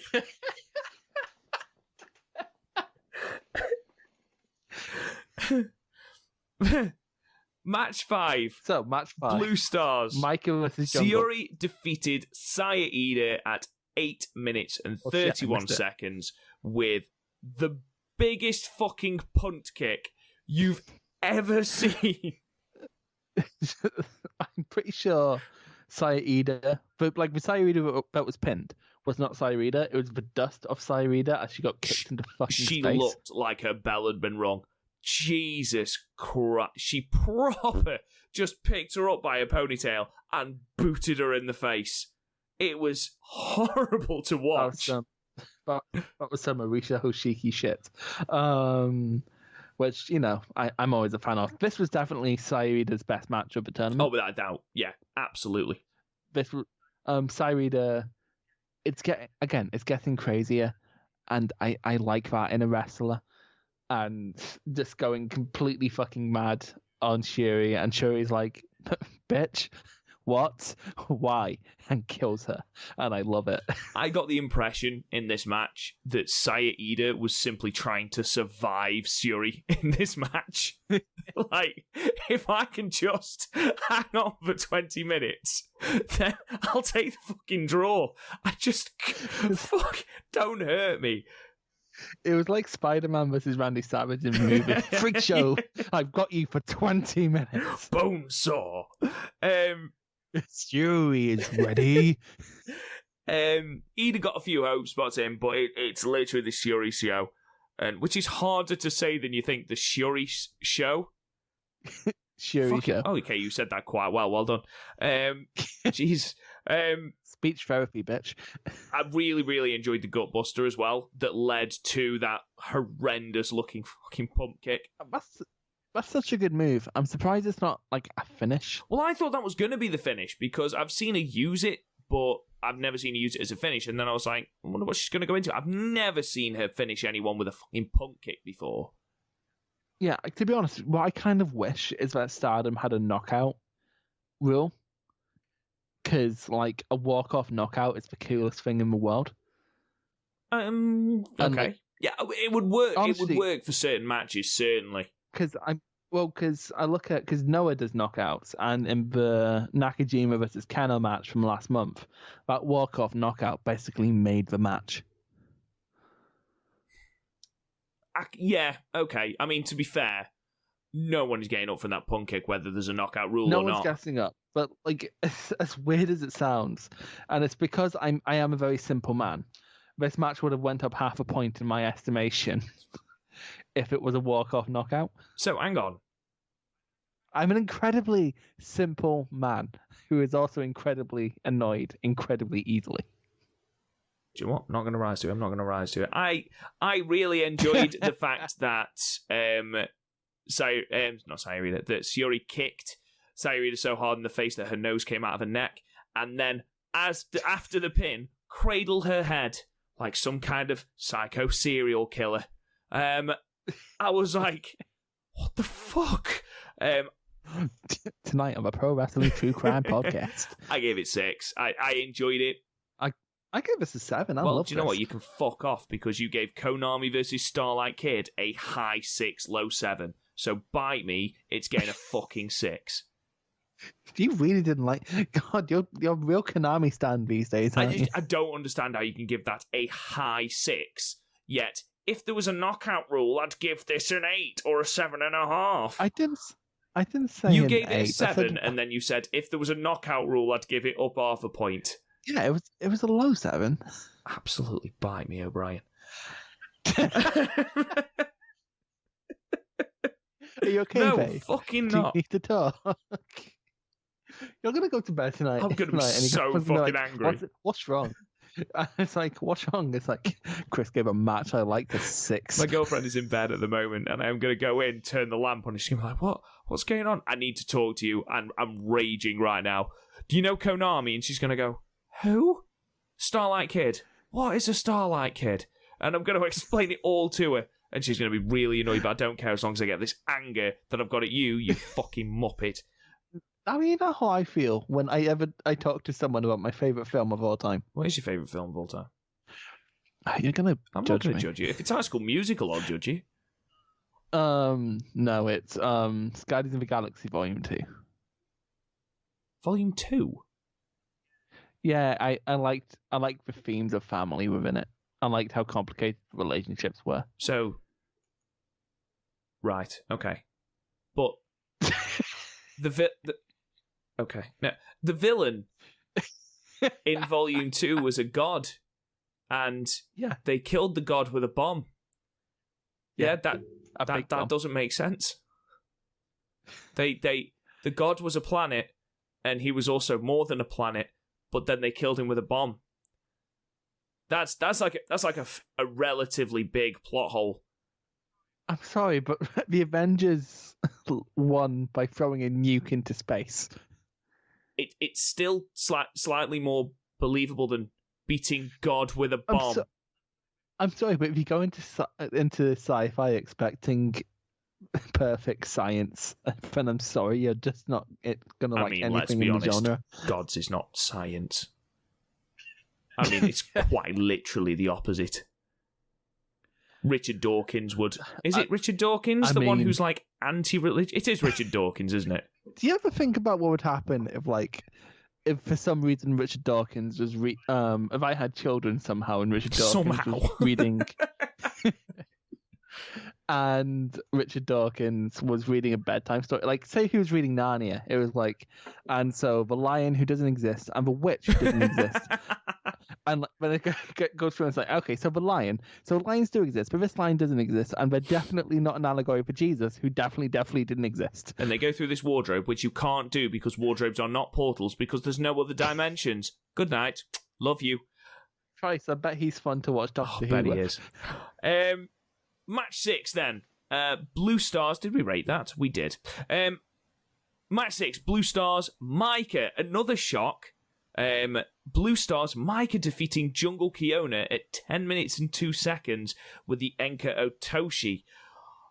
I mean, 2 fairly big wins for Micah, defeating Momo and Jungle, 2 of the favourites for the block. Jesus. Yeah, I think we're going for another super rookie thing with Micah. I must admit, Chris, Micah's good, and before this tournament, I was like, she's okay. She's all right in the ring. After this match, I mean, this was easily her best match for me. I mean, her best singles match, her best tag match, her best match full stop since her Stardom run began. And I came out of this thinking she is fucking brilliant. And I put that down to Jungle being so good in the ring. But, Micah deserves so much credit because Micah held her own so well in this match. She went a bit crazy.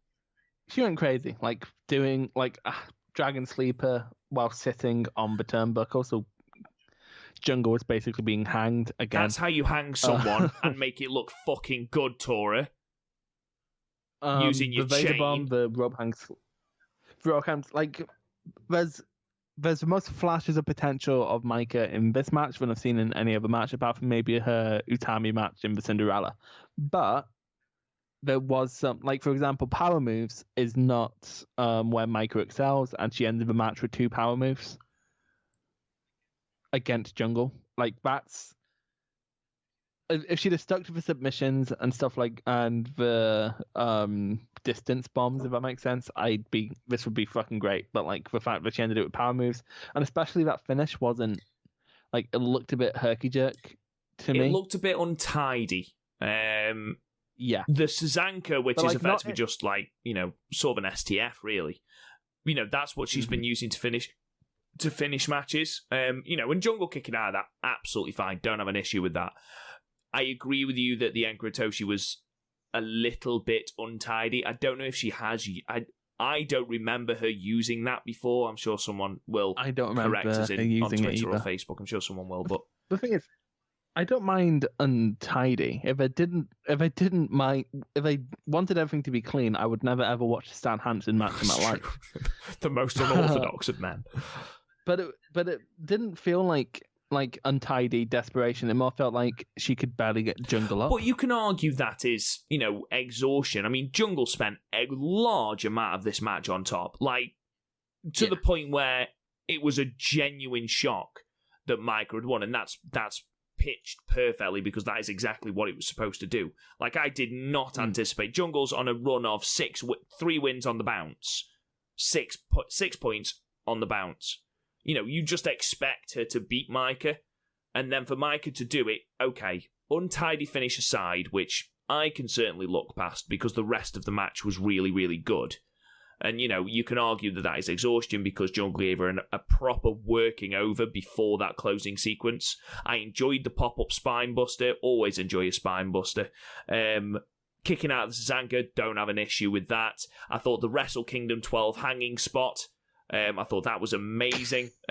Call back to one of my favourite matches in New Japan, that Suzuki and Goto match. Oh, I just realised we're not I thought we were getting back this year again, and then I realised we're in different blocks. Oh, man. Yeah, of course they are. I forgot about that. All in all, though, I thought this was a really well-paced match. I don't think this one needed any more time. I thought it went the exact right length. Micah has proved that once she's in ring with someone who, an in-ring sort of general, if you will, then she's going to have great matches. She had a great match against Momo. She's had a great match against Jungle. Those are the people that you need to be in ring with to improve. And Mike's another one who's really, really improved as this has gone on. I'm sure you've given it a 3, because I don't know who fucked you off this morning, but you're a grumpy twat. I've not been grumpy throughout this. You're more grumpy than I am. I gave it 8. It's easily Micah's best match of the run. And to be honest, it's one of Jungle's as well. So I gave it 8. Yeah, I'm giving it a high, a low 8, high 7. It was really, really good. Those little things that irked me, I can totally see how they can be shrugged off as something else. Yeah. But in the moment, they still irked me, and I could rewatch it to gain a different perspective. But the G1's starting this weekend, so good luck with that. Finally, we fucking agree on something, you bell piece. We've agreed on most things. We didn't even dramatically disagree. A 7, you gave it an 8. There's one thing apart, and you're so annoyed about it. It's like? It's like when I showed Garth my line chart for Star Wars movies in terms of how much I enjoyed them, and he saw what I rated Last Jedi, and he was like, "Well, you're wrong." I'm like, "Well, we're different people," and he's like, "Well, you're still wrong," and I'm like, "But we're different people." But it hurt my childhood. We had different childhoods. I'm not gonna lie, he's a scary motherfucker. I just agree with him. Garth? Yeah, but I was so relieved when he enjoyed the birthday card. Did you send him a birthday card? WhatsApp. Oh, it's a virtual one of a WhatsApp. I made him Garth. Oh, yeah. Okay. The picture of him and Goldberg. Him and Brett as Goldberg. That's the one. Garthberg. So, moving on, semi-main event then. So, match 7, Red Stars block action. Mayu Iwatani defeated the previously unbeaten leader of Red Stars, Himacha, at 8 minutes and 10 seconds with the Dragon Suplex. Now, Chris, I'm going to go first on this one, just because I want to see if the way I feel about this match is similar to how you feel. overall thought this was great. Himacha comparing Mayu to a zombie proves that she's got no idea who Mayu is, and I think she's thinking of Death Yama-San, and if she's getting Mayu and Death Yama-San mixed up, I can sort of see that. They do look very similar. I thought this match was building to be really, really, really good. Himacha work in the back, ready for the Argentine backbreaker. We had a motherfucking Rainmaker from absolutely nowhere, which was great. Oh, that scared the shit out, because I didn't realise my door was open, because when I was younger, my brother broke my door, so now I can't open my window without my door swinging open. And Rainmaker happened, and like as most marks do, I was like, Rainmaker! And he just walked in and was like, what the fuck is going on? I'm like, you wouldn't understand. There was an Argentine backbreaker into like almost a burning hammer inverted falcon arrow. It was like a cycle driver. Which looked incredible. Mayu kicked out of that. It was shaping up to be a really, really, really good match. And then the closing sequence started.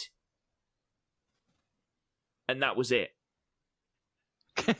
Like, I felt like, when you record porn off the TV and someone's taped over the end and you're just getting into it, and then, like adverts come on for the yellow pages or something like that.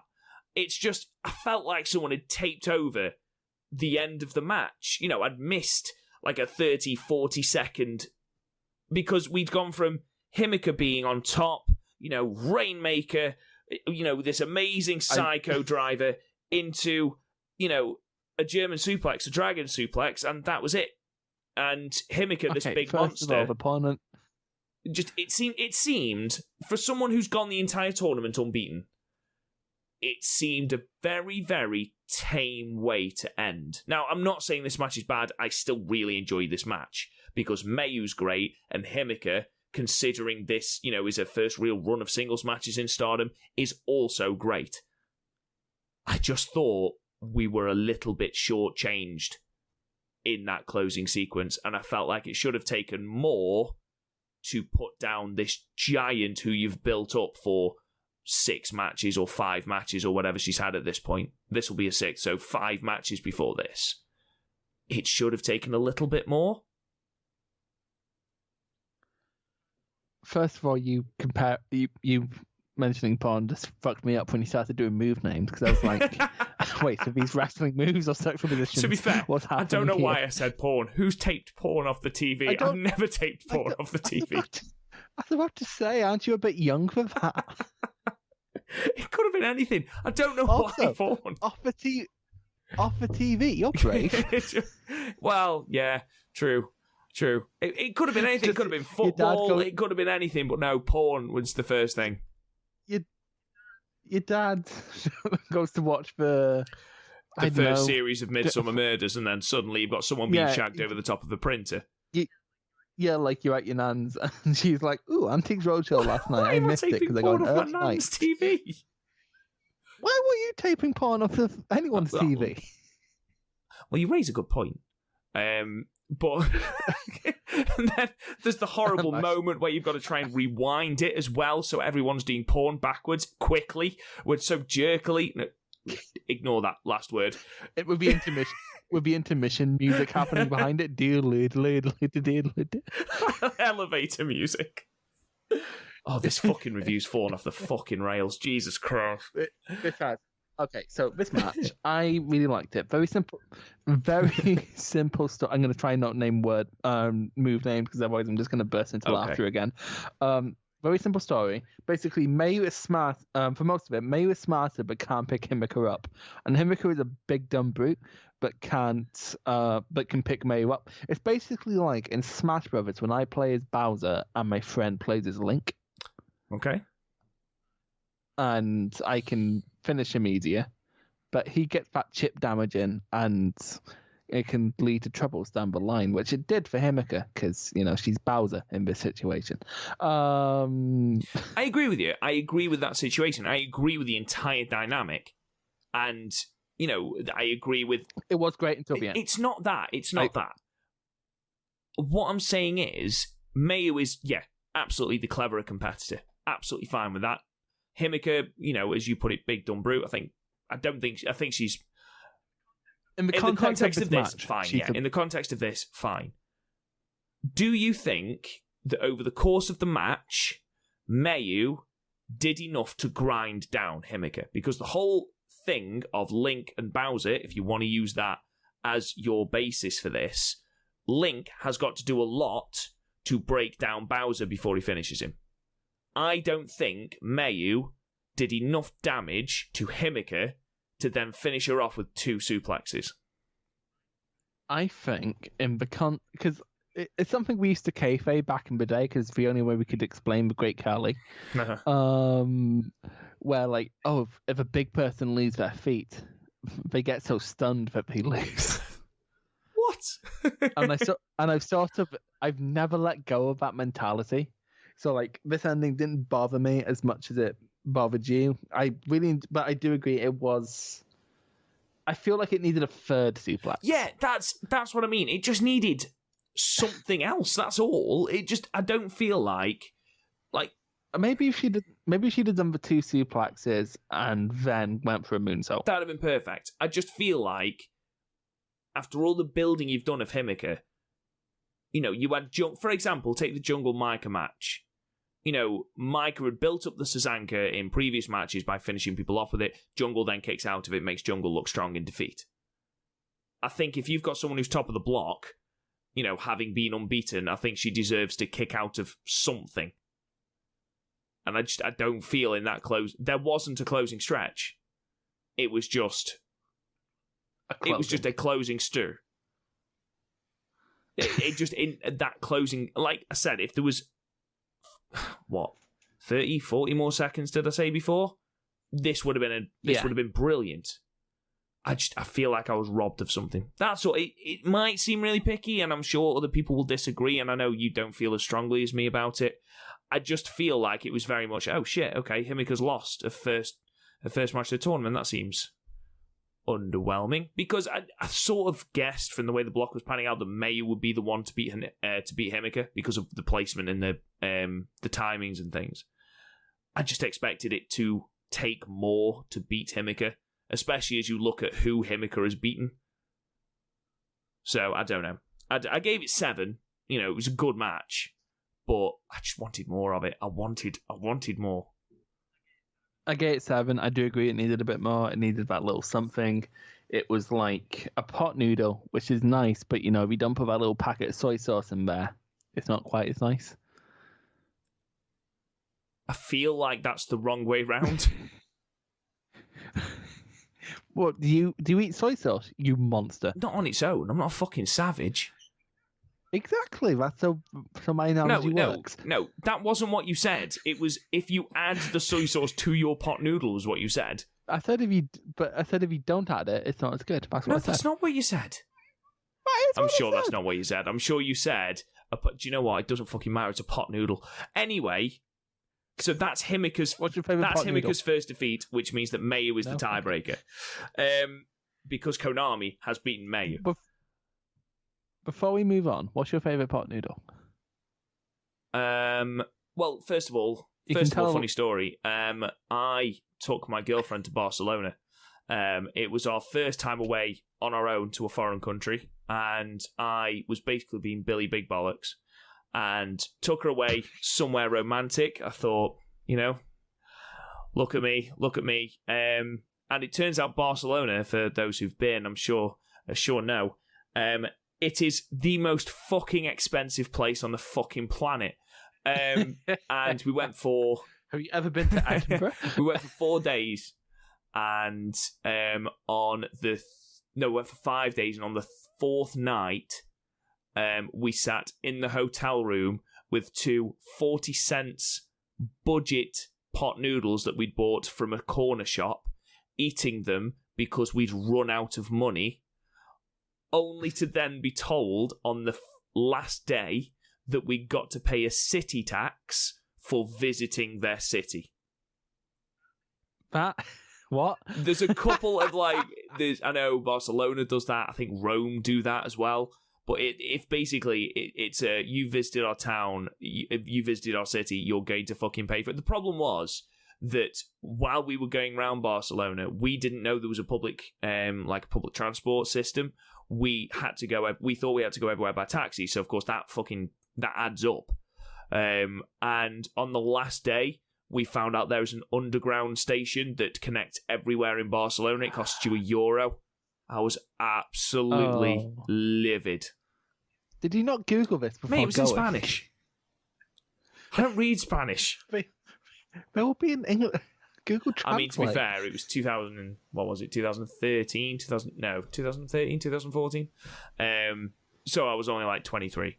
So you can't fend for yourself at 23. I was only around 16. Fuck off. So in answer to your question, my favourite pot noodle is Spanish Depression, which I think is probably the flavour of pot noodle I was eating in Barcelona. I am partial. Well, there's two. There is the partial one that's sometimes on offer in Asda, and it's like Hussein duck, and I like that. Sometimes katsu curry, lovely. But if I'm going traditional normal pot noodle, either beef and tomato, because yum, or mushroom and chicken, because traditional. Again, for those who are listening from outside of the UK, pot noodle are basically they're horrible crispy noodles in a pot that you pour hot boiling water onto, and they taste like absolute shit. I literally only ever eat them when I'm too depressed to cook anything else. They're literally the best hungover food. Oh, no, the best hangover food is... a Macca's breakfast. Actually, well, yeah. Once it's the worst hangover I've ever had, and the worst part is I didn't even get to go to sleep first. I went out with my friend to my other friend's gig, and then we just spent the night at Edinburgh. Went back to his flat. Looked at class was at 9. Looked at my phone. It was like 7. It takes about an hour and a half to get from that side of Edinburgh to college. So I was like, fuck my life, I guess. I'm just going to go straight in and get my breakfast and bear the day. And it was lovely. It was like haggis and bacon and tatty scone with brown sauce, and it was lovely. Are you just stringing together all the most Scottish words in the world so that none of us have got a fucking clue what you're on about? What is a tatty scone? Potato scone. Right. So for a start, it's potato scone. And secondly, is that just like a flat piece of potato? Kind of, but not really. And I want you to explain to our... Oh, there was also square sausage on it. Yeah, that does sound nice, to be fair. I would like you to explain to everybody else what the fuck haggis is. Oh, it's wonderfulness. It's sheep's stomach lining. I mean, like, yeah, you want to get technical about it. At no point has anyone looked at a sheep and gone, do you know what the tastier bit of that is? The stomach. But I got in, like, and I remember I text my... Who was it? It doesn't really matter who I texted. I don't know who your friends are. Yeah, and I was like, see, don't go to bed. No hangover. I found the solution, and then I died for the rest of the day. Well, that's like the age-old question. If you don't go to sleep, do you still get morning breath? I didn't risk it. I didn't have my toothbrush, but like I ate so much gum that day until I could brush my teeth. 18 packs of chewing gum. Yeah, like so many packs of chewing gum. Anyway, I got in, I was eating it. I was just about to die because earlier I'd went into a Subway and I was like, I can't take this. I'm just gonna go into a Subway. And the guy in front of me had like mayonnaise on it, and I'm not the biggest mayonnaise fan. I was like, any chance you can clean the mayonnaise off? He put the knife underneath his armpit to clean it. I'm like, right now. And he was like, why are you leaving? And he legitimately asked, he's like, why am I leaving? And I was like, I did not have the energy to talk more than the food I wanted. Anyway, I got in, eating it. We'll get back to Stardom in a second. I was eating this roll, and this guy walks in. It's the biggest Smiths fan you've ever seen. Like, he was a proper Morrissey stan. And he walked in. I went, oh, come on, man, meat is murder. I'm like, I will fucking murder you. I am not in the mood for this bullshit right now. Anyway, let's move on. Well, main event. Match 8. Blue Stars action, and Momo versus Utami went to a time limit draw, going the full 20-minute time limit. This had the potential to be a 10 out of 10. This should it really did. have been a 10 out of 10. And I'm not going to lie, Chris, and, you know, we seem to be repeating quite a few things on this podcast. This is another match that really didn't benefit from the time limit having been increased 5 minutes. It just, there was no sort of urgency, especially for the first 10 minutes was slightly dull. I drew story from it, which I think helped my enjoyment more than it helped yours. I still enjoyed the match. I still enjoyed the match, and I do understand, you know, the one-upmanship, you know, the team, sort of them knowing each other and things like that. I do understand that. And Momo sees Utami sometimes as a challenge to her authority in Queen's Quest. That's fine. Do understand that. It just... I don't know whether it was an issue with pacing or whether it was an issue with... I don't know. There was just bits of this match where stuff seemed to happen in slow motion. And, you know, even though the stuff that hit was great, you know, the stuff that happened was amazing. I mean, the entire closing sequence was fucking great. Utami getting out of the peach sunrise and then just turning it into a lariat in the last second was just, amazing. And there was some great bits, but it didn't seem to quite all link up to be the outstanding match I wanted it to be. And I think ultimately I was just a little bit disappointed it wasn't the instant 10 out of 10 I was assuming it was going to be. It was still a great match, and I will probably go back and watch it again. But it wasn't quite the banger that I wanted to end on. And I think that's what sort of disappointed me a little bit. Still a good match, though. This match reminded me of two matches from earlier in the year. Ayatsushi Shida versus Naonomura from All Japan. And then from Pro Wrestling Noah, it reminded me of Suzuki versus Nakajima. Just in the way it escalated, this started as sort of like a spar between stablemates. Yeah. Like that technical exchange at the start, and then it steadily got more intense and more intense and more intense the closer we got to the time limit. Like, you saw that German into the corner happen. Like, I like that. I think both matches have a ceiling because at a certain point it's obvious that it's going to a draw. I think as soon as there's more emphasis put on the time limit, it's sort of obvious it's going to a draw. But by God, I still really enjoyed it. I gave this the same score I gave those two to give a spoiler. But yeah, I really liked it. I really liked how both women were visibly more desperate the deeper into this match we got, because they'll be damned if they're going to lose to each other. Because while they might be friends, they're prideful at the end of the day. And just the bomb throwing, I just love a good bomb fest. And those knees by Momo near the end, Jesus. There was a moment, there was a very, very clear moment where Momo sort of clicked into, right, I need to fucking connect with some of these now. Yeah. I don't know. I know. I think it worked more than I knew this match would be good, but I sort of know the sort of limitations the 5-star puts on people and the kind of match people wrestle in the 5-star. So I didn't go in thinking this match would live up to the full potential of the matchup. I know. And I think I'd sort of kidded myself. Not necessarily kidded myself, but I think I'd sort of built up my expectations when I saw what the main event was and when I realised what they were main eventing that night with.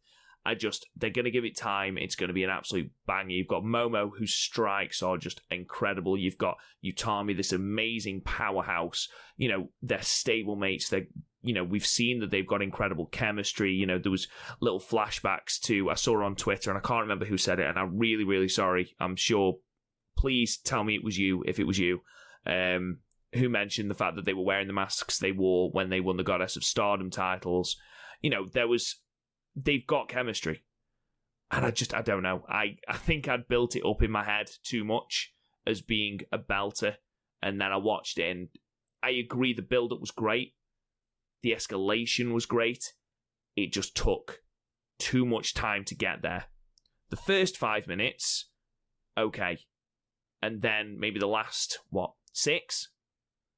If we'd put them together without, the middle bit of sort of nothingness, it would have been an easy 9, pushing a 10. But there was just moments where I felt like we were sort of playing for time. And it's the issue that we've had with the other 20-minute time limit draw in this tournament. I don't know. Maybe I'm being too picky. It was still a good match, and I will repeat that. I'm not being negative about the match. It was a very, very good match. I just feel like there was more to be had. Whereas I was a bit surprised that Himacha versus Saya went to a time limit draw, this was the perfect match to go to a time limit draw. I just think they suffered with it being 20 minutes. I think it was a bit too long.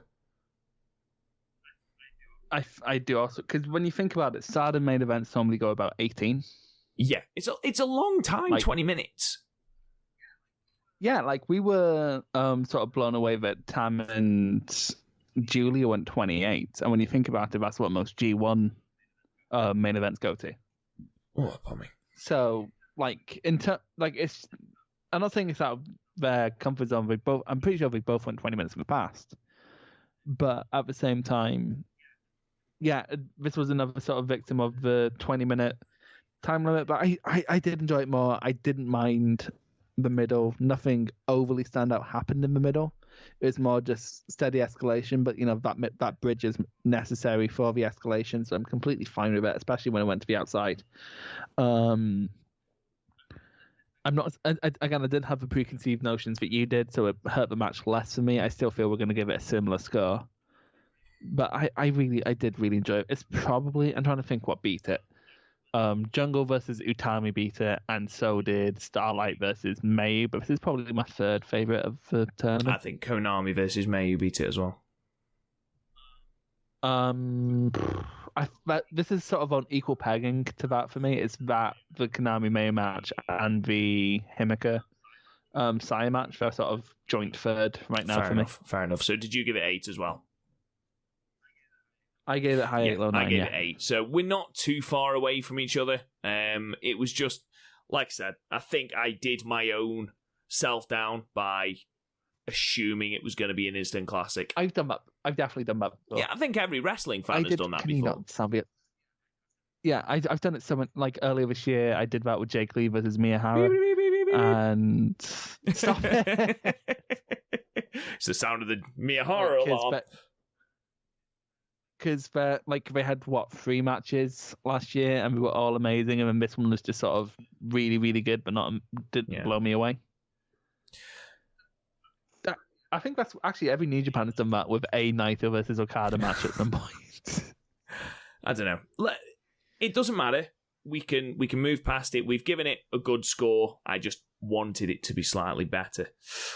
So, I know that there has been one more night at Fukuoka, and obviously that was the 13th. I know that I think the rest of the show has been uploaded as of today. But we wanted to get this review out to you as soon as possible. We will do, as I stated before, the 13th and the final together in one show as soon as the final has been uploaded in its entirety. Again, our schedule sort of depends on when Stardom will decide to upload things. I just want to run through the blocks as they stand, or as they stood, should I say, after the 12th of September. So in red block, leading the block with 9 points is Himacha, Konami with 8, Julia, Tam, and Mayu all follow with 6. Saya on 3, Saya Kamatani on 3, Starlight Kid on 2, and Death Yama-San on 2. So at the moment, realistically in with a chance of making the final are Himacha, Julia, and Tam. The reason Mayu has got Saya Kamatani left, and she's got Tam Nakano left. You imagine the winner of Tam and Mayu will be challenging for that sort of spot. I'm looking through just to sort of work out who the tiebreakers are, and I think it's Konami and Himacha at this point, because Konami has wins over Tam and Mayu and Mayu and Julia. So she has wins over all of the competition apart from Himacha. The only one that Himacha hasn't beaten is Mayu. And Saya. Yeah, but I don't think Saya is going to be a tiebreaker. It'll be Mayu who's the tiebreaker, I imagine. Well, Saya beat Tam. Like, spoilers are spoilers. So, like, the block is kind of wide open, but really I think it's down to him. I think it's Konami to lose at this point. I would be very, very surprised if Konami doesn't win the block. Yeah, but again, like, it's Stardom, they're much more random with their booking than... But like, in terms of booking, it sometimes feel like they do it seemingly at random in, like, a good way. There you go. Death Yama-San to win Red Block. You heard it here first. Right, I predicted that all the way back in January. You did, and that made me sad. Blue Stars, it seems to be, at the moment, Utami's to lose.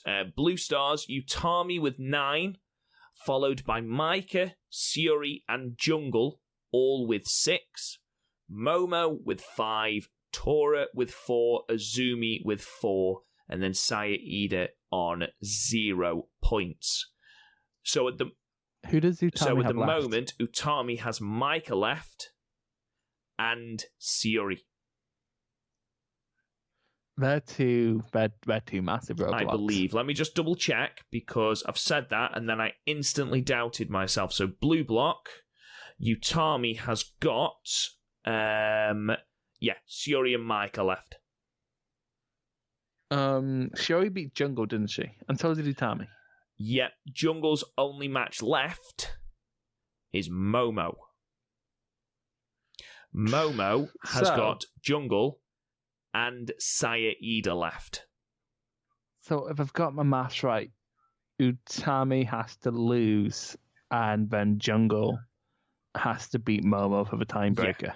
If Momo beats Jungle and beats Saya Ida, assuming Utami loses against both Suri and Micah, no, she still can't go through. So barring some sort of miracle, I think Momo's out. No, but I'm thinking for Jungle to go through. With Jungle, so Jungle has to beat Momo. And then in terms of she can't Utami go through. Losing, Jungle can't go through. What, at all? Yeah, Utami's on 9. Jungle's only got 1 match left. Oh, bollocks. I think, anyway. Oh, that's a shame. Yeah, she's the final day, Momo. So Jungle can play spoiler to Momo, but I don't think Momo can go through. So it's essentially... It's going to be either... You imagine it's going to be Utami or Suri. I'd be amazed. I don't think it's going to be Suri just on the back of she has that title shot anyway. So we're not going to waste a 5-star victory on someone who already has the title shot. It does surprise me that they've basically eliminated the entire of Blue Block. Am I missing something? Yeah. We might be. We should have.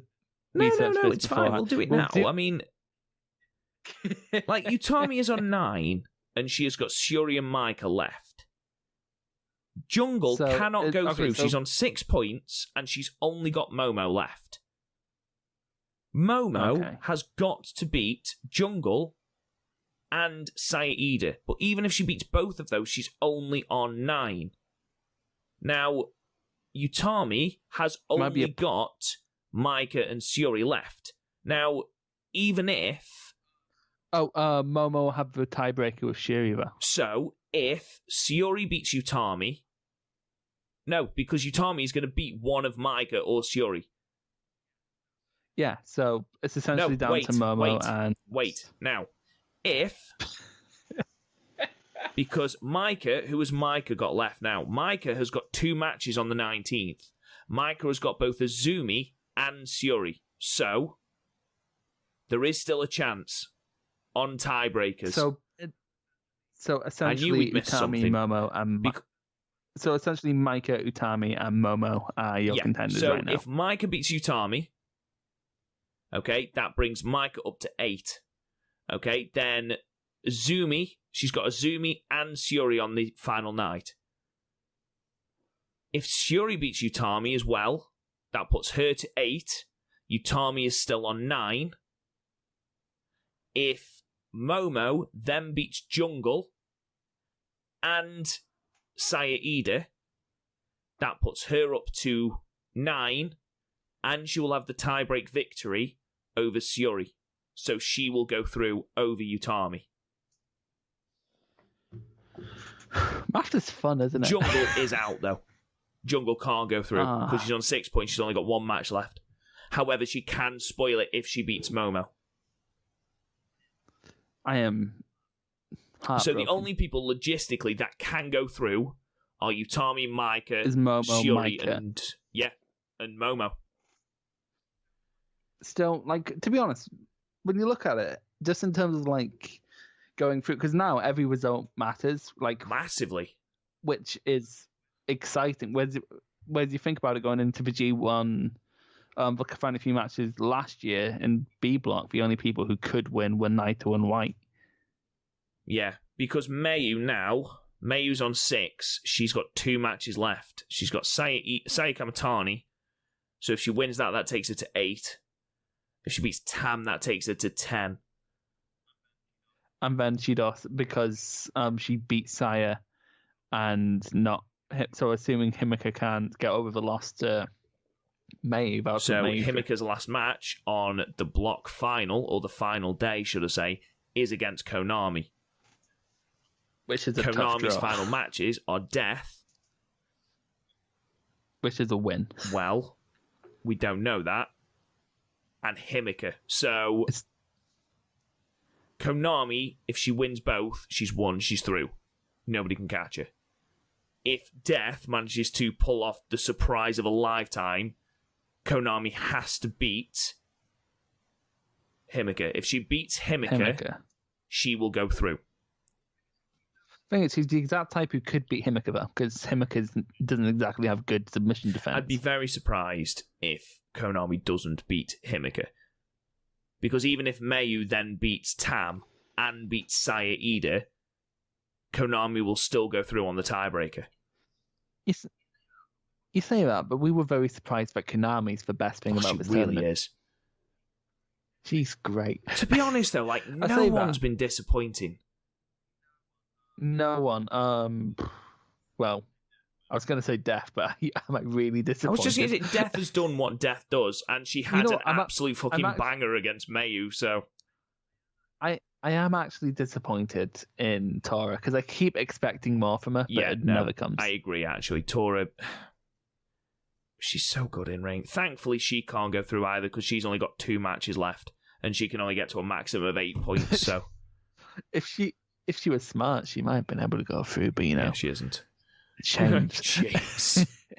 Chains keep us together. Absolute tune, that. Fleetwood Mac. Anyway, let's stop it there, Chris. So, obviously, we've got 2 nights left of the 5-star, and I know that as some of you are listening, you will already know the results to the 13th of September show in Fukuoka, so most of this is completely irrelevant, but we've tried to avoid any sort of spoilers for results, so fingers crossed, we get some surprises when it comes to block final day and block finals on the 19th. Again, we'll be back whenever the final is uploaded in full. In the meantime, thank you for listening. Please go subscribe to the podcast wherever you get your podcasts. Subscribe. give us a 5-star review and a comment. Really, really does help the podcast out. Go and check out the website, www.podmania.co.uk, where you can check out all of our archived podcast episodes, as well as all of our match ratings. You can talk to us on Twitter at the Stardom Cast. Join the Facebook group, Podmania Podcasts. All the episodes are on YouTube as well. Go and check out The Real Podmania for that. I am at Real Rob Goodwin on Twitter. Chris, where are you? At Real Donald Trump. And we will be with you again soon. Thank you so much for listening, guys.